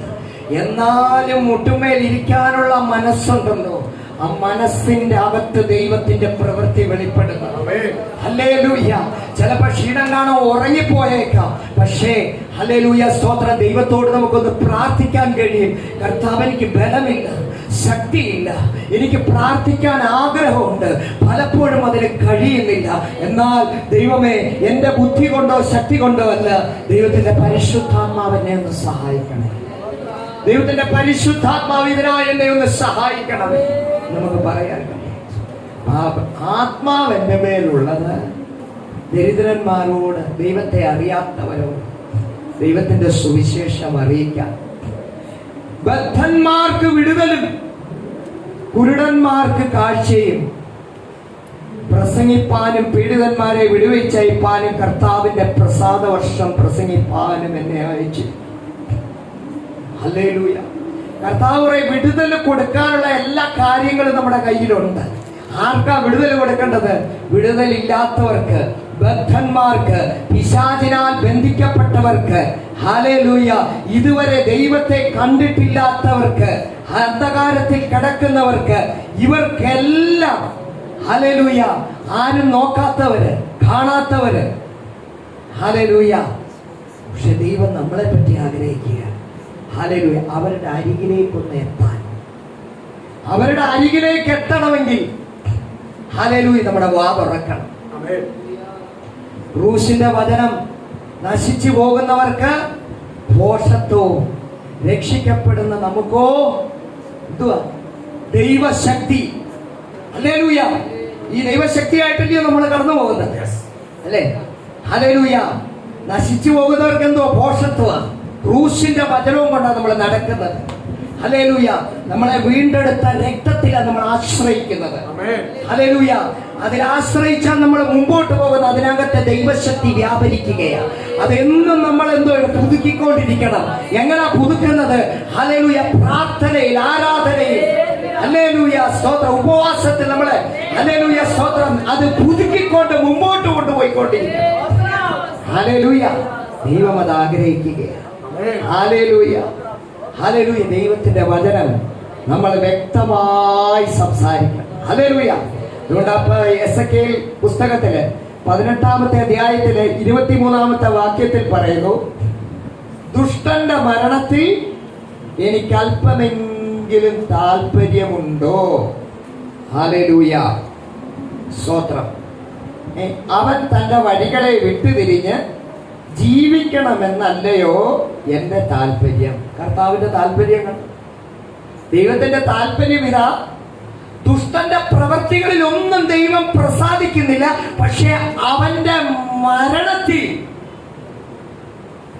ദൈവത്തിന് ദുഃഖമുണ്ട്. അവൻ മരിക്കരുത്, അവൻ അങ്ങനെ മരിക്കരുത്. കാരണം അവൻ മരിച്ചാൽ അവൻ നരകത്തിലേക്ക് കടന്നു പോകും. ദുഷ്ടന്റെ മരണത്തിന് എനിക്ക് അല്പമെങ്കിലും താല്പര്യമുണ്ടോ? അവൻ തന്റെ വഴികളെ വിട്ടുതിരിഞ്ഞ് ജീവിക്കണമെന്നല്ലയോ എന്റെ താല്പര്യം. ആ താല്പര്യം ഇന്ന് നമ്മുടെ ഹൃദയത്തിനകത്ത് ദൈവം നൽകി തന്നിട്ടുണ്ട്. താല്പര്യം മറ്റൊന്നുമല്ല, ദൈവത്തിന്റെ താല്പര്യം നമ്മുടെ മുമ്പിൽ കൊണ്ടുവരുന്ന ഒരു ദുഷ്ടനാണെന്ന് നമുക്ക് തിരിച്ചറിഞ്ഞാൽ ആ വ്യക്തിക്ക് വേണ്ടി പ്രാർത്ഥിക്കുക, ആ വ്യക്തിയെ സുവിശേഷം അറിയിക്കുക. ഇത് നമ്മുടെ കടമയാണ്. ഇത് നമ്മൾ ചെയ്യാൻ. ഇത് കണ്ടോ, വിട്ടുതിരിഞ്ഞ് ജീവിക്കണമെന്നല്ലേ എന്റെ താല്പര്യം എന്ന് യഹോവയായ കർത്താവിന്റെ അരുളപ്പാട്. എന്നാൽ നീതിമാൻ തന്റെ നീതി വിട്ടുതിരിഞ്ഞ് നീതികേട് പ്രവർത്തിച്ച് സകല മ്ലേച്ഛതകളെയും പോലെ ചെയ്യുന്നുവെങ്കിൽ അവൻ ജീവിച്ചിരിക്കുമോ? അവൻ ചെയ്ത നീതിയൊന്നും കണക്കിടുകയില്ല. അവൻ ചെയ്ത ദ്രോഹത്താലും അവൻ ചെയ്ത പാപത്താലും അവൻ മരിക്കും. ഹല്ലേലൂയ, സ്തോത്രം. കർത്താവ് നമ്മളെ നീതീകരിച്ചു. ദൈവത്തിന്റെ കൃപയിൽ നമ്മൾ ആയിരിക്കുന്നു. നീതിമാൻ തന്റെ നീതി വിട്ടുതിരിഞ്ഞ് നീതികേട് പ്രവർത്തിക്കുകയാണെങ്കിൽ ദുഷ്ടൻ ചെയ്യുന്ന സകല മ്ലേച്ഛതകളെ പോലെ ചെയ്യുന്നുവെങ്കിൽ അവൻ ജീവിച്ചിരിക്കുമോ? ഹല്ലേലൂയ, സ്തോത്രം. ഇന്ന് അനേകര് വളരെ വളരെ വേദനയോടെ ഒരു കാര്യം പറയാൻ ആഗ്രഹിക്കുക. സഭകളിലെല്ലാം ഇപ്പൊ നൈജീരിയക്കാരെ കൊണ്ട് ഇറക്കിയിരിക്കുക. പല സഭകളിലും നൈജീരിയൻസിനെ കൊണ്ട് ഇറക്കിയിരിക്കുക. കാരണം ഇറങ്ങിയപ്പോഴുള്ള ദർശനം മാറിപ്പോയി. ഇറങ്ങിയപ്പോൾ ദൈവം വ്യക്തമായി സംസാരിച്ചു, വ്യക്തമായി ഇടപെട്ടു, അത്ഭുതങ്ങൾ അടയാളങ്ങൾ കണ്ടുകൊണ്ടിരുന്നു. പക്ഷെ പിന്നെ അതിൽ ഉറച്ചു നിൽക്കാൻ കഴിയാതെ വന്നപ്പോൾ അതിനെ എങ്ങനെങ്കിലും പ്രാപിക്കണമെന്ന് പറഞ്ഞ് പിശാചിന്റെ തന്ത്രങ്ങളിലേക്ക് കടന്നുപോയി. പിശാച് ചെയ്യുന്ന പ്രവൃത്തികൾക്ക് അധീനരായി സഭകൾ ഇപ്പോൾ മാറിക്കൊണ്ടിരിക്കുക. അനേക വൃതന്മാരെ തെറ്റിക്കുവാൻ കള്ള ക്രിസ്തുക്കളും കള്ള പ്രവാചകന്മാരും അന്ത്യകാലത്ത് എഴുന്നള്ളുമെന്ന് മത്തായി സുവിശേഷം 24-ാമത്തെ അധ്യായത്തിൽ 24-ാമത്തെ വാക്യത്തിൽ പറയുക. ഹല്ലേലൂയ, സ്തോത്രം. ഇവിടെ നമ്മൾ നമ്മുടെ വിശുദ്ധിയെ സൂക്ഷിച്ച്, നമ്മുടെ പ്രാർത്ഥനാ ജീവിതം സൂക്ഷിച്ച് മുന്നോട്ട് ജീവിക്കണം. ഈ കാലങ്ങളിൽ അനേകർക്ക് വിടുതൽ മതി, അനേകർക്ക് സൗഖ്യം മതി. യേശുവിനെ ആർക്കും വേണ്ട. പ്രയാസങ്ങളും പ്രതിസന്ധിയും വരുമ്പം മാത്രം യേശുവിനെ മതി. ബാക്കി സമയത്തെല്ലാം യേശു പുറത്താ. ആ ഒരു മനോഭാവത്തിലേക്ക് പോകുന്ന ജനത്തിന് ഒരിക്കലും ദൈവത്തിന്റെ നിത്യതയിലേക്ക് കടന്നു ചെല്ലാൻ പറ്റും. സ്തോത്രം. എന്നാൽ നിത്യതയിലേക്ക് കടന്നു പോകണം എന്നാ നമ്മളെല്ലാവരും ആഗ്രഹിക്കും. അതിന് ദൈവത്തിന്റെ കൽപ്പന അനുസരിച്ച് തന്നെ നാം മുമ്പോട്ട് ജീവിക്കണം. നീതി പ്രവർത്തിച്ചു, നീതിമാനായി, ഞാനെല്ലാം ചെയ്തു, പാവങ്ങൾക്ക് ഭക്ഷണം കൊടുത്തു, എല്ലാവരോടും കരുണ കാണിച്ചു, എല്ലാവർക്കും എല്ലാം ചെയ്തു, എല്ലാവർക്കും വേണ്ടിയും പ്രാർത്ഥിച്ചു, എല്ലാ കാര്യങ്ങളും ചെയ്തു, എല്ലാം ശരിയാ. പക്ഷേ എൻ്റെ ജീവിതത്തില് കുറവുകളുണ്ടോ എന്നുള്ളത് ദൈവം മാത്രമേ അറിയൂ. ആ ദൈവത്തിന്റെ സന്നിധിയിൽ എല്ലാം ചെയ്തു കഴിഞ്ഞിട്ട് കുറവ് വെച്ചുകൊണ്ടിരുന്ന ഒരിക്കലും നമുക്ക് നിത്യതയെ പോകാൻ പറ്റും. ലോകത്തെ എന്നാ ശരിക്കും രുചിച്ചറിഞ്ഞോ? അതുമില്ല. നിത്യതയിൽ എത്താനും പറ്റില്ല. എന്തോ വലിയ കാര്യമാണ് നടക്കുന്നത്. ഹല്ലേലൂയ, സ്തോത്രം. ദൈവം ആക്കി വെച്ചിരിക്കുന്ന സഭയെ നമ്മൾ വിശ്വസ്തരായി. ഹല്ലേലൂയ. ദൈവമാണ് നമ്മളെ ഓരോ സഭയിലും ആക്കി വെച്ചിരിക്കുന്നത്. അതിനകത്ത് നമ്മൾ വിശ്വസ്തരായി നിന്ന് നമ്മൾ പ്രാർത്ഥിച്ചാൽ പ്രവർത്തിക്കുന്ന ഒരു ദൈവം നമ്മുടെ കൂടെ. ഹല്ലേലൂയ. നിങ്ങൾ കടന്നു വരുമ്പോൾ എല്ലാവരോടും ദൈവത്തോട് പ്രാർത്ഥിച്ച്, ദൈവമേ അടുത്ത ആഴ്ച ഞാൻ ഒരാളെ കൂടെ സുവിശേഷം പറഞ്ഞുകൊണ്ട് കൊണ്ടുവരും. അങ്ങനെ പ്രാർത്ഥിച്ച് അവരോട് സുവിശേഷം പറയണം. ഹല്ലേലൂയ. പറഞ്ഞിട്ട് കൊണ്ടുവരണം. ഒരു പ്രാവശ്യം ഞാൻ എൻ്റെ ജോലി സ്ഥലത്ത് ഒരു വ്യക്തി ഉണ്ടായിരുന്നു. കുറി ഇങ്ങനെ ഇട്ടിട്ടാണ് നടക്കുന്നത്. വലിയ കുറി ഇട്ടത്. അപ്പം നമുക്ക് സുവിശേഷം പറയാൻ പറ്റത്തില്ല. ഇങ്ങനെ കണ്ടു കഴിഞ്ഞാൽ തന്നെ BJP ആണെന്ന് തോന്നുന്നു. കുറിയൊക്കെ ഇട്ടുകൊണ്ട് നടക്കും. ഇയാളുടെ അടുത്ത് എങ്ങനെയാ സുവിശേഷം? വലിയ ആചാരഭാവമായ ഒരാൾ. ഒരടി കെട്ടിക്കഴിഞ്ഞാൽ തീർന്നു. അപ്പം സുവിശേഷം പറയാതെ ഇങ്ങനെ നിൽക്കുക. എൻ്റെ മനസ്സിൽ പറയണമെന്നുണ്ട്, പക്ഷെ ഞാൻ എന്ന് ഈ ബൈബിൾ എടുത്തുകൊണ്ട് പോവാൻ. ആ സമയത്ത് പുള്ളി എൻ്റെ അടുത്ത് വെച്ചു, ഇയാളുടെ പേര് പ്രമോദ് രാജാണ്, ഇയാൾക്ക് ബൈബിൾ. ഞാൻ പറഞ്ഞ ബൈബിള് ഞാൻ എന്നെ കർത്താവ് വിളിച്ചതാണ്, അതുകൊണ്ട് ഞാൻ ബൈബിൾ. ഇത്രയും നാള് നീ ഇവിടെ നിന്നിട്ട്, നീ 6 മാസത്തോളം ആയിട്ട് ഇവിടെ വന്നിട്ട് പറയാം, എന്നിട്ട് എന്താണ് നീ എന്നോട് ബൈബിൾ പറയാനേ? അതിശയിച്ചു. ഞാൻ അദ്ദേഹത്തോട് സുവിശേഷം പറയാൻ പറഞ്ഞു. ഒരച്ഛൻ എന്നെ കണ്ടപ്പോ തന്നെ സുവിശേഷം. ഹല്ലേലൂയ. പലപ്പോഴും നമ്മൾ എന്താ ചെയ്യുന്നത്? ഓ, ഈ വ്യക്തിയോട് പറയണ്ട, മാറ്റി തരണം അല്ലേ? പക്ഷെ ദൈവം ആഗ്രഹിക്കുന്ന ആ വ്യക്തിയോട് പറ, നീ ഉദ്ദേശിക്കുന്ന പോലല്ല ഞാൻ അവനെ സൃഷ്ടിച്ചത്. അവന്റെ മനസ്സിനെ രൂപാന്തരപ്പെടുത്തുന്ന ഒരു വലിയ ഘടകമാണ് ഞാൻ നിന്റെ ഉള്ളിനകത്ത് നിക്ഷേപിച്ചു തന്നിരിക്കുന്നത്. നീ വാ തുറക്ക, ഞാൻ പ്രവർത്തിക്കാൻ തുടങ്ങും. ഹല്ലേലൂയ. സ്തോത്രം. ദൈവം നമ്മള് ഹല്ലേലൂയ സ്തോത്രം. തീർച്ചയായിട്ടും നമ്മളെ കർത്താവ് പറയുന്ന പോലെ ദൈവത്തിന്റെ സുവിശേഷം പറയാനാണ് നമ്മളെ വിളിച്ചിരിക്കുന്നത്. ഹല്ലേലൂയ സ്തോത്രം. അവിടെ കർത്താവ് പറയുന്നു, അതുപോലെ തന്നെ എസെക്കിയേലിന്റെ 3-ാമത്തെ അധ്യായത്തില് 17-ാമത്തെ വാക്യത്തിൽ പറയുന്നു, ഞാൻ നിന്നെ ഇസ്രായേൽ ഗൃഹത്തിന് കാവൽക്കാരനാക്കി വെച്ചിരിക്കുന്നു. ഹല്ലേലൂയ. ഓരോ സ്ഥലത്തും നമ്മളായിരിക്കുന്ന പാർക്കുന്ന സ്ഥലത്ത് സ്വർഗത്തിലെ ദൈവം പറയാ, നീ ഒരു കാവൽക്കാരനാണ്. സ്തോത്രം. മറ്റാരെയും കാവൽക്കാരനാക്കി വച്ചിട്ടില്ല. നമ്മളെ ദൈവം കാവൽക്കാരനാക്കി വെച്ചിരിക്കുന്ന മറ്റൊന്നുമല്ല. ഹല്ലേലൂയ. ദൈവത്തിന്റെ രാജ്യം കടന്നു വരുന്നെന്നും ഒരു രക്ഷകനുണ്ടെന്നും പാപത്തിലേക്ക് പോയാൽ നിന്റെ ആത്മാവ് നരകത്തിലേക്ക് തള്ളപ്പെടുമെന്നും അതിൽ നിന്നും മുക്തി നേടാൻ ഒരേ ഒരു മാർഗമേ ഉള്ളൂ. ഹല്ലേലൂയ. നിനക്ക് വേണ്ടി ജീവനെ തന്ന രക്തം കൊടുത്ത ബലിയാടായ യേശു 3-ാം നാൾ ഉയർത്തെഴുന്നേറ്റ രക്ഷകനെ നീ സ്വീകരിക്കണമെന്നും പറയുന്നത്. ഹല്ലേലൂയ.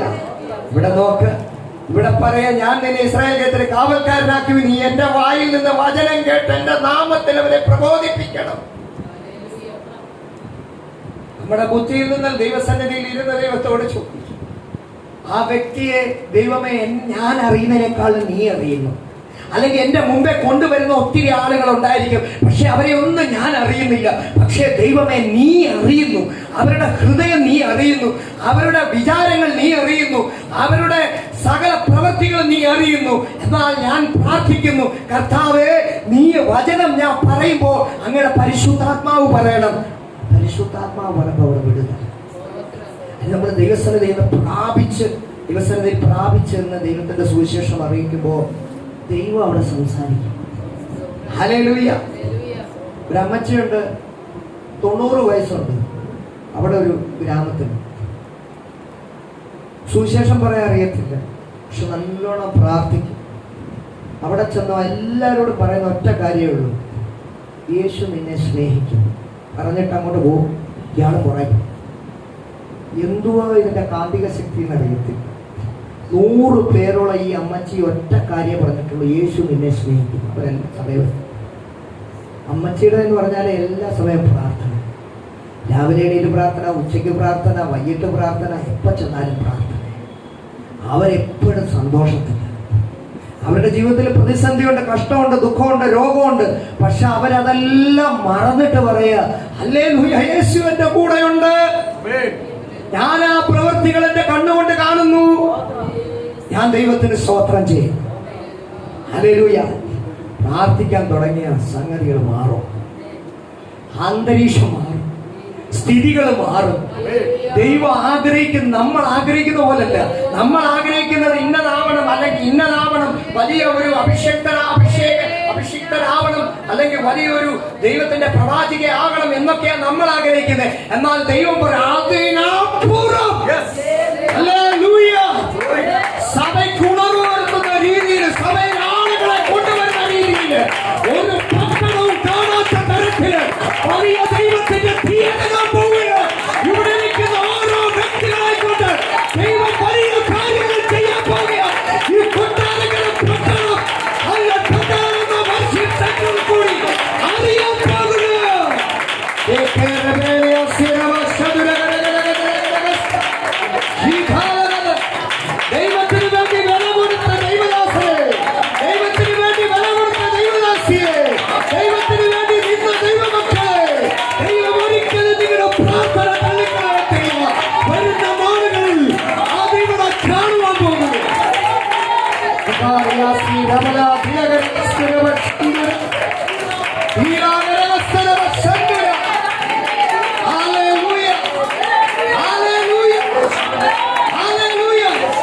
ആളുകൾ നിന്നെ നോക്കി പറയും, നീ പൊട്ടനാ, നീ പൊട്ടിയാ, നീ എന്തിനാ എങ്ങനെ ചെയ്തത്? നിനക്ക് ഈ ഭൂമിയിൽ നല്ലവണ്ണം ജീവിക്കണ്ടേ? നല്ലവണ്ണം ആഹാരം വേണ്ടേ? നല്ല വീട് വേണ്ടേ? നീ ഇങ്ങനെയാണോ കാര്യങ്ങൾ തീരുമാനമെടുക്കുന്നത് ചോദിക്കും. പക്ഷേ സർവശക്തൻ പറയും, എന്റെ മകനായോണ്ട് ആ തീരുമാനം എടുത്തത് കേട്ടോ, എന്റെ മകളായോണ്ട് ആ തീരുമാനം എടുത്തത് കേട്ടോ. ഹല്ലേലൂയ. എന്റെ കുഞ്ഞുങ്ങളാ, എന്നോട് ചേർന്ന് നിൽക്കുന്നവരാ, അവരെ ഒരിക്കലും ഞാൻ കൈവരിയത്തില്ലെന്ന് അവരുടെ കൂടെ എന്നാൽ പറയുന്നത് കേൾക്ക്. നിന്റെ തല ഉയർത്തുന്ന ഒരു ദൈവം നിന്റെ കൂടെ നിന്ന് നീ തിരിച്ചറിയും. ഹല്ലേലൂയ. ആ നാളുകൾ വിദൂരമല്ലെന്ന് ദൈവത്തിന്റെ പരിശുദ്ധാത്മാവ് ഓർമ്മിപ്പിക്കുകയാണ്. അതിന് തുടക്കമായി ദൈവത്തിന്റെ പ്രവൃത്തികൾ ചെയ്യാൻ തുടങ്ങുകയാണ്. അതിന്റെ പ്രവൃത്തികൾ നിന്റെ ജീവിതത്തിൽ കാണാൻ തുടങ്ങും. ആര് നിനക്ക് തടസ്സമായി നിന്നോ പ്രാർത്ഥിച്ചോ, ആര് നിനക്ക് തടസ്സമായി നിന്നോ അവരെ കൊണ്ട് തന്നെ ദൈവം പറയിപ്പിക്കും. Hallelujah, hallelujah. ക്ഷമിക്കണമേ എന്ന്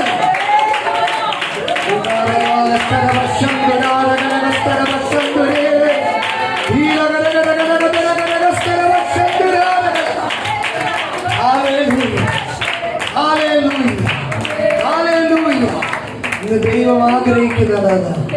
ഹല്ലേലൂയ, ഹല്ലേലൂയ. സുവിശേഷത്തെ കുറിച്ച് എനിക്ക് ലജ്ജയില്ല. Hallelujah, hallelujah, hallelujah. അതുകൊണ്ട് ലജ്ജയില്ലാതെ ദൈവത്തിന്റെ സുവിശേഷം പറയാം. ഇനി എത്ര നാളുകളാണ് നമുക്ക് ഈ ഭൂമിയുടെ പരപ്പിൽ ദൈവം വെച്ചിരിക്കുന്നത് നമുക്കറിയത്തില്ല. നമ്മുടെ കൺമുമ്പിൽ ഇപ്പോഴും ഐസിയിൽ കിടക്കുന്ന അനേക ആളുകളുണ്ട്. അനേകർ ആക്സിഡന്റിൽ ഇപ്പോഴും മരിച്ചുകൊണ്ടിരിക്കുന്നു. ആ സമയത്ത് ദൈവത്തിന്റെ കൃപ നമ്മുടെ കൂടെ ഉണ്ടായതുകൊണ്ട് ഇന്ന് ഹല്ലേലൂയ ഒരു അനർത്ഥവും നമ്മുടെ ജീവിതത്തിലേക്ക് കടന്നു വരാതെ ദൈവം നമ്മളെ സൂക്ഷിച്ചത് പലപ്പോഴും ചിന്തിച്ചില്ലേ? മരണം എന്നെ കൊണ്ടുപോകും, എനിക്ക് ആരുമില്ലെന്ന് ചിന്തിച്ചില്ലേ? ആ സമയത്ത് ദൈവം പറഞ്ഞല്ല, ഹല്ലേലൂയ, മരണപര്യന്തം വിശ്വസ്തനായിരിക്കാം, ജീവകിരീടം നിനക്കുള്ളത്.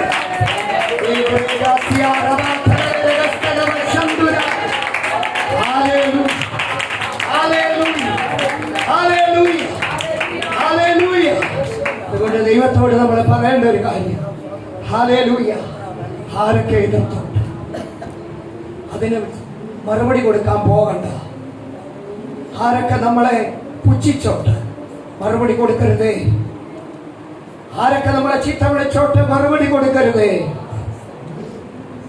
ലോകക്കാരല്ല നമ്മള്, ദൈവത്തിന്റെ മക്കളാ.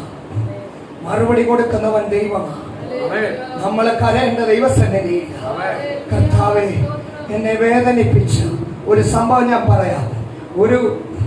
ഒരു പ്രാർത്ഥിക്കുന്ന ഒരു കുഞ്ഞ്, ഒരു സഹോദരി, അവര് പ്രാർത്ഥിച്ചു കൊണ്ടിരുന്ന അവരെ വന്ന് ചീത്ത വിളിച്ച് അടിച്ചു. അവര് കടന്നുപോയി. അവര് ഒരു വാക്ക് പോലും പറയാതെ ദൈവസന്നിധി കരഞ്ഞ് പ്രാർത്ഥിച്ചു. ആ ചീത്ത പറഞ്ഞ് അടിച്ച വ്യക്തിയെ കാണുമ്പോൾ സ്നേഹത്തോട് സംസാരിക്കാൻ തുടങ്ങി. വീണ്ടും അയാൾ ചീത്ത വിളിച്ചു, അടിക്കാൻ തുടങ്ങി. വീണ്ടും ഒന്നും പറയാതെ വീട്ടിൽ വന്നു കരഞ്ഞ് പ്രാർത്ഥിച്ചു. കുറച്ച് മാസങ്ങൾ കഴിഞ്ഞ് ആ വ്യക്തി വന്ന് ഈ സഹോദരിയുടെ മുമ്പിൽ നിന്ന് പറയുക, എന്നോട് ക്ഷമിക്കണം, ഞാൻ ചെയ്തു പോയ തെറ്റുകളല്ല, എന്നോട് ക്ഷമിക്കണം. ഈ ഒരു സാഹചര്യം എങ്ങനെ ഈ സഹോദരിയുടെ മുമ്പിലേക്ക് വന്നതെന്ന് ഓർക്കണം. ആ സഹോദരിയെ ചീത്ത വിളിച്ചപ്പോൾ, മർദ്ദിച്ചപ്പോൾ ഒരക്ഷരം പോലും പറയാതെ തന്റെ വേദന ദൈവത്തോട് പറഞ്ഞതുകൊണ്ട് ഈ സാഹചര്യം ആ സഹോദരിയുടെ ജീവിതത്തിലേക്ക് കടന്നു വന്നത്. ഹല്ലേലൂയ. ഒരു കാര്യം കൂടെ പറയാം. ബസ്സിലും ട്രെയിനിലും ഒക്കെ പോകുമ്പോൾ നോർത്ത് ഇന്ത്യയിൽ ബാഗ് എടുത്തിട്ട് സീറ്റ് ഇരിക്കുന്നിടത്ത് വെക്കും. കാരണം സീറ്റ് പിടിക്കാൻ, അല്ലെങ്കിൽ ആള് കൂടുതൽ കയറും. അങ്ങനെ ഒരു സഹോദരൻ കയറി. അവൻ ദൈവത്തിൽ യേശുവിനെ സ്വീകരിച്ച ഒരു മനുഷ്യനായിരുന്നു. ആ സഹോദരൻ നോക്കിയപ്പോൾ അവിടെ ബാഗ് ഇരിക്കുന്നു. ആ ബാഗ് എടുത്ത് അദ്ദേഹം ഇരുന്നിട്ട് മടി വെച്ചു. മടി വെക്കുന്ന സമയത്ത് ഈ ബാഗിന്റെ ഉടമ ഒറ്റയാണ് അടിച്ച് അടിച്ചപ്പം പറഞ്ഞ് എന്താ പറ്റിയേ? എന്റെ സീറ്റ്. അന്നേരം പറഞ്ഞ് പുള്ളി എണീറ്റ് മാറി, വേറെ ഒന്നും മിണ്ടിയില്ല. അടിച്ചു, തൊഴിക്കാൻ തുടങ്ങി. തൊഴിച്ച് തറയിട്ട് തൊഴിച്ചു, ഒന്നും മിണ്ടിയില്ല. അവിടെ ഇരിക്കുന്നവരെല്ലാം പുള്ളിയെ പിടിച്ച് മാറ്റി. എന്നിട്ട് ഈ അടി കൊണ്ട വ്യക്തിയോട് പറഞ്ഞു, ഇത്രയും അടി കിട്ടി, നീ ഒരു തെറ്റും ചെയ്തില്ല, നീ എന്നിട്ട് എണീറ്റ് മാറി, നിന്നെ ഒരടി അടിച്ചാൽ എത്രയും അടിയും തന്ന് ഇത്രയും അടിച്ച് ശരിയാക്കി, എന്നിട്ട് നീ എന്താ ഒരു വാക്ക് ആ വ്യക്തിയോട് പറയാനേ? എന്റെ ദൈവം എന്നെ പഠിപ്പിച്ചത് ഞാൻ പറയും. എന്റെ ഗുരു എന്നെ പഠിപ്പിച്ചതാ, എന്റെ യേശു എന്നെ പഠിപ്പിച്ചതാ, തിരിച്ചടിക്കരുതെന്ന്. ഇത് പറഞ്ഞു കഴിഞ്ഞപ്പോ അവിടെ നിന്ന് ആൾക്കാർ പറയാ, അങ്ങനൊരു ഗുരു ഉണ്ടെങ്കിൽ ഞങ്ങൾക്കറിയണമല്ലോ, ആരാത്? യേശു. സുവിശേഷം പറയാനിടെ നമ്മുടെ പ്രവർത്തികൾ കണ്ട് ആളുകൾ എന്തോ ചെയ്യും? ഹല്ലേലൂയ. അതാ മത്തായി സുവിശേഷത്തിൽ പറയുന്നത്, നിങ്ങളുടെ നല്ല പ്രവർത്തികളെ കണ്ട് ഹല്ലേലൂയ ദൈവത്തിന് അവർ മഹത്വം കൊടുക്കും. Hallelujah, hallelujah. അവിടെ അനേകർ തിരിച്ചറിഞ്ഞിട്ടുണ്ട്. എന്നും ചീത്ത വിളിച്ചുകൊണ്ടിരുന്നവർ ഇപ്പൊ ചീത്ത വിളിക്കുന്നില്ല. അവർക്ക് രൂപാന്തരം വന്നു. അവര് പറയാ ഹല്ലേലൂയ, അവർക്ക് എന്തോ സംഭവിച്ചിട്ടുണ്ട്. യേശുവിന്റെ അടുത്ത് പോകാൻ ശരിയാ, പക്ഷെ അവർക്കൊരു മാറ്റം വന്നു. ഹല്ലേലൂയ. മാറ്റം മറ്റൊന്നുമല്ല, യേശു അവരുടെ ജീവിതത്തിലേക്ക് കടന്നു. ഹല്ലേലൂയ. ഇന്ന് കർത്താവ് നമുക്ക് വേണ്ടിയുണ്ട്. Hallelujah, hallelujah. നമ്മളെല്ലാം മരിച്ചു മണ്ണടിയും. മരണത്തിൽ ഭയമില്ലാത്തവരെവിടെ ഇരിക്കുന്നു? നമ്മൾ മരിച്ചു മണ്ണടിയും. ഹല്ലേലൂയ. ആ സമയത്ത് ഹല്ലേലൂയ സ്തോത്രം, ഒരു നാൾ കർത്താവിന്റെ ശബ്ദം നമ്മൾ കേൾക്കും, ആ രൂപാന്തരപ്പെടും. കർത്താവിനെ സ്വീകരിക്കാൻ നമ്മളവിടെ കഴിയും. ഹല്ലേലൂയ. എത്രയോ സന്തോഷമായ ദിനങ്ങളാണ് നമുക്ക് വേണ്ടി ദൈവം ചെയ്യും. അതിൽ ഉറച്ച് വിശ്വസ്തതയോടെ നമ്മൾ ജീവിച്ചു പോകുന്നു. നമ്മളെല്ലാം കുറവ് വരും, പക്ഷെ കുറവ് നമ്മൾ മനസ്സിലാക്കി ആ ദിവസം തന്നെ നിലവിളിച്ച് ദൈവത്തോട് പരിശുദ്ധാത്മാവെന്നോ കൂടെ സഹായിക്കും. പല പ്രയാസങ്ങൾ, പ്രതിസന്ധികൾ, ചില കാര്യങ്ങൾ പറയാൻ പോലും ബുദ്ധിമുട്ടായിരിക്കാം. എങ്ങനെ ആ വ്യക്തിയോട് സംസാരിക്കും അറിയത്തില്ല. എങ്ങനെ സംസാരിക്കും? വലിയ ആളെങ്ങനെ ഞാൻ സംസാരിക്കുമെന്ന് പെട്ടെന്ന് ദൈവത്തിന്റെ പരിശുദ്ധാത്മാവിനോട് പ്രാർത്ഥന, പരിശുദ്ധാത്മാവെ ഞാൻ എന്താ സംസാരിക്കുന്ന വായി തരണേ, നാവി തരണേ എന്ന് ദൈവം പ്രവർത്തിക്കും. ഹല്ലേലൂയ. അതുകൊണ്ട് സുവിശേഷം കാണുന്നവരോടെല്ലാം നമ്മൾ ദൈവം അത് ആഗ്രഹിക്കും. ഉള്ളിൽ നിന്ന് ഓരോ വ്യക്തികളെ നമ്മുടെ മുമ്പിൽ കൊണ്ടുവരുമ്പോൾ ദൈവം ഉള്ളിൽ നിന്ന് ആഗ്രഹിക്കുന്നത്, ഒത്തിരി സമയം ഒരു വ്യക്തിയെ കൊണ്ടുവന്ന ദൈവത്തിന്റെ ആത്മാവിൽ പൂർണ്ണരായിരിക്കും. ദൈവം ആഗ്രഹിക്കുന്ന ഒറ്റ കാര്യമേ ഉള്ളൂ, നിന്റെ മുമ്പിൽ കൊണ്ടുവന്നിട്ടേക്കുവാ, പറഞ്ഞോ ഇത് സമയമാ, നീ ഒരു വാക്ക് പറഞ്ഞാൽ മതി എന്ന്. കൂടുതലൊന്നും പറയണ്ട, ഒരു വാക്കെങ്കിലും പറ, യേശു രക്ഷകനെന്ന് പറ. അത് പറഞ്ഞാൽ അവനത് മതി, അവനത് മതി. അവൻ പുറമല്ലെങ്കിൽ നാളെ അവനെ കർത്താവിടെ കൊടുക്കും. കാരണം ഇത് സുവിശേഷം നമ്മളെ അറിയിച്ചാല. പത്രോസിന്റെ ലേഖനത്തിൽ പറയുന്നു, സുവിശേഷം നമ്മളോട് അറിയിച്ചത് സ്വർഗത്തിൽ നിന്ന് കിട്ടിയ പരിശുദ്ധാത്മാവിനാൽ അഭിഷേകം പ്രാപിച്ച പരിശുദ്ധാത്മാവിനാൽ സുവിശേഷം നമ്മളെ അറിയിച്ചു. സ്വർഗത്തിൽ നിന്ന് കിട്ടിയ പരിശുദ്ധാത്മാവിനാൽ സുവിശേഷം നമ്മളെല്ലാം അറിയും. കിട്ടുന്ന സമയം അവിടെയുള്ള ദൈവദാസന്മാർ പല രോഗങ്ങളുള്ളവരുണ്ട്. അവർ പറയുന്ന ഒറ്റ കാര്യമുള്ളൂ, ദൈവദാസന്മാരുണ്ട്, വിശ്വാസികളുടെ ഒറ്റ കാര്യമുള്ളൂ, ഹല്ലേലൂയ, എത്ര കാലം ഉണ്ടെന്ന് അറിയത്തില്ല, പക്ഷെ ഇനി റെസ്റ്റില്ല, ഓടുക. ഹല്ലേലൂയ. എത്ര വയ്യാങ്കിലും ഓടും. ഓടി ഓടി ഓടി അവസാനം അപ്പന്റെ രാജ്യത്തിലേക്ക് ഓടിക്കയറും. ഹല്ലേലൂയ. ഇവിടെ തോട്ടം നിൽക്കാതെ ഓടി ഓടി ഓടി ഇവിടെ തളർന്ന് മുടിഞ്ഞു പോകുമ്പോഴും എന്റെ ആത്മാവ് ഓടുകയാണ് അപ്പന്റെ അടുത്തേ. വലിയൊരു സൗഭാഗ്യത്തിലേക്ക് ഓടിക്കയറാനാണ് ഇന്ന് ദൈവം നമ്മളെ വിളിച്ചത്. ഹല്ലേലൂയ. സ്തോത്രം. കർത്താവിന്റെ അവരെ അനുഗ്രഹിക്കട്ടെ. കുറേ സമയം വചനം തന്ന ദൈവദാസനും സഭയ്ക്കും ദൈവത്തിന്റെ നാമത്തിൽ ഞാൻ നന്ദി രേഖപ്പെടുത്തുന്നു.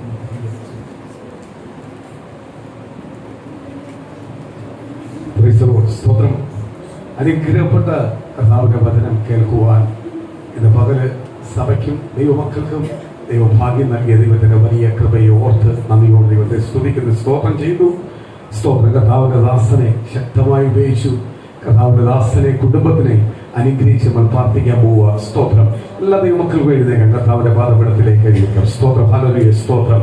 സ്തോത്രം പൂർണ്ണമായി കർത്താവിന്റെ സന്നിധിയിലേക്ക് ഒന്ന് ഏൽപ്പിച്ചുകൊണ്ട് ദൈവ കർത്താവെ ആ നോർത്ത് ഇന്ത്യയിൽ സ്തോത്രം ബീഹാറിൽ കർത്താവിന്റെ വേല ചെയ്യുന്നു. ദൈവമേ അവർ ആഗ്രഹിക്കുന്നത് പോലെ മടങ്ങി അവരെ പഴയയിടത്തേക്ക് വന്ന് വേല ചെയ്യുവാൻ ആഗ്രഹിക്കുന്നു. അതിന് എതിർപ്പുകളെല്ലാം മാറട്ടെ. അവിടെ ശത്രു കൊണ്ടുവരുന്ന എതിർപ്പുകൾ മാറട്ടെ. പ്രിയ പ്രിയ പ്രിയ ദൈവദാസനെ കുടുംബത്തെ ഏൽപ്പിക്കുന്നു. അവരെ 3 പേരെ ദൈവം ഉപയോഗിക്കട്ടെ. ആ പട്ടണത്തിനകത്ത് ഉപയോഗിക്കട്ടെ. ആ ഗ്രാമത്തിനകത്ത് ഉപയോഗിക്കട്ടെ. ദൈവം ആ പട്ടണവും ഗ്രാമവും എല്ലാം തിരിച്ചറിയുന്ന രീതിയിൽ ആ ദൈവത്തിന്റെ അവർ കഴിഞ്ഞ കാലങ്ങളിൽ ചെയ്തതിലും ഇരട്ടിയായി ദൈവമേ അവിടെ ചെയ്യുവാൻ, ദൈവം ചുറ്റുവട്ടം മുഴുവനും അവർക്ക് അനുകൂലമായി തീരുവാൻ, ദൈവം അനുകൂലെങ്കിൽ പ്രതികൂലമായ ഇന്ന് പകല ദൈവത്തിന്റെ കരം തുറച്ച് അപ്പ ദൈവത്തിന്റെ കരം കുടുങ്ങി പോയിട്ടില്ല. അത്ഭുതം ചെയ്യുവാൻ കർത്താവിന്റെ കരം കുടുങ്ങി പോയിട്ടില്ല. അനേക അത്ഭുത സൂചനകൾ അവിടെ ചെയ്യട്ടെ. പ്രിയ ദേവാസനെ കുടുംബത്തെ അനുഗ്രഹിക്കുന്നു, ദേവദാസിയെ അനുഗ്രഹിക്കുന്നു, പ്രിയ കുഞ്ഞിനെ അനുഗ്രഹിക്കുന്നു. പിതാപുത്ര പരിശുദ്ധാത്മാവിന്റെ നാമത്തിൽ ഇന്ന് ഇവിടെ വന്നത് അവരുടെ ജീവിതത്തിൽ വലിയൊരു ടേണിംഗ് പോയിന്റായി, ഒരു അനുഗ്രഹമായി തീരുന്ന രീതിയിൽ പിതാപുത്ര പരിശുദ്ധാത്മാവിന്റെ നാമത്തിൽ കർത്താവേ അങ്ങനെ ചെയ്തതിനായി സ്തോത്രം. അങ്ങനെ അത്ഭുത പ്രവർത്തികൾ കർത്താവ് അനുഗ്രഹിക്കട്ടെ. അനുഗ്രഹിക്കട്ടെ. ആ ദൈവത്തിന്റെ ആലോചന അനുഗ്രഹിക്കട്ടെ. ആ ദൈവത്തിന്റെ ദൂതാൽ അനുഗ്രഹിക്കട്ടെ. ദൈവത്തിന്റെ ദൂതാൽ അനുഗ്രഹിക്കട്ടെ. ഇന്ന് കേട്ട ദൈവത്തിന്റെ വചനമുണ്ടല്ലോ, ദരിദ്രരല്ല നമ്മൾ, സുവിശേഷം അറിഞ്ഞവൻ ദരിദ്രരല്ല, അവൻ യേശുവിനുള്ളവനാ. അപ്പ ദരിദ്രൻ യേശുവിനെ അറിയാത്തവനാ. അപ്രകാരം അനുഗ്രഹിക്കുന്ന കർത്താവിനെ വിളിക്കുന്ന ദൈവജനത്തെ ഇന്ന് പകൽ അനുഗ്രഹിക്കട്ടെ. കേട്ട ദൈവത്തിന്റെ വചനം നമുക്ക് അനുഗ്രഹമായി തീരട്ടെ. കേട്ട ദൈവത്തിന്റെ വചനം നമുക്ക് അനുഗ്രഹമായി തീരട്ടെ. കേട്ട വചനം ദൈവത്തിന്റെ വചനം അനുഗ്രഹമായി തീരട്ടെ. ദൈവം അവരെ കൊണ്ടുവന്ന കൃപയ്ക്കായി സ്തോത്രം. അവരെ അനുഗ്രഹിക്കുന്ന കൃപയ്ക്കായി സ്തോത്രം. അവരെ പിതാപുത്ര പരിശുദ്ധാത്മാവിന്റെ നാമത്തിൽ ഞങ്ങൾ സഭയായി അനുഗ്രഹിച്ചയക്കുന്നു. എല്ലാ അനുഗ്രഹങ്ങളും ഉണ്ടാവട്ടെ, എല്ലാ നന്മകളും ഉണ്ടാവട്ടെ, എല്ലാ പ്രതികൂലങ്ങളും മാറട്ടെ, എല്ലാ പ്രതിസന്ധികളും മാറട്ടെ.